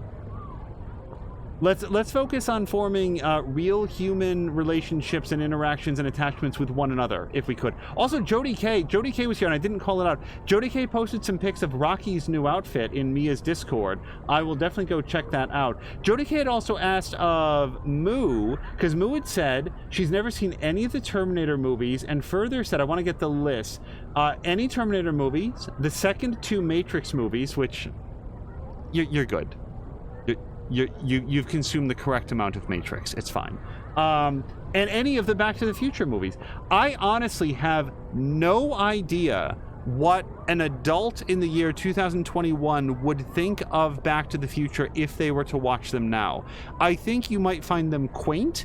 I don't know if you'd find them funny. I found them very, very funny at the time. I imagine that so much of it would be so familiar just through cultural osmosis that you wouldn't. I feel like a lot of the experience would be lost. I'm concerned that Back to the Future, much like Goonies, much like I'm trying to think of other examples of things that are like, there's so much of a time and a place to it that if you miss that time and place, you just won't connect with it in the same way that people back at the time did. I'm not saying don't watch it. I'm saying that you may watch it and be sort of scratching your head about why is this such a classic. I adore the Back to the Future movies, and yes, all 3 of them, but I would fully understand if somebody else watched them and said, I don't connect with them in that way. Also, at some point, maybe as early as tomorrow, we'll do another Mad Max stream, and at that point have a very, very short, like very short, conversation about a little movie called The Bay, which I liked, and means I won't be talking about it. I will say that of The Bay, if I were inclined to do a recap and spoiler to it, I don't think that I could. It's put together rather like this game, where you get threads of the story that you sort of have to reattach yourself to get things into sort of a chronological order.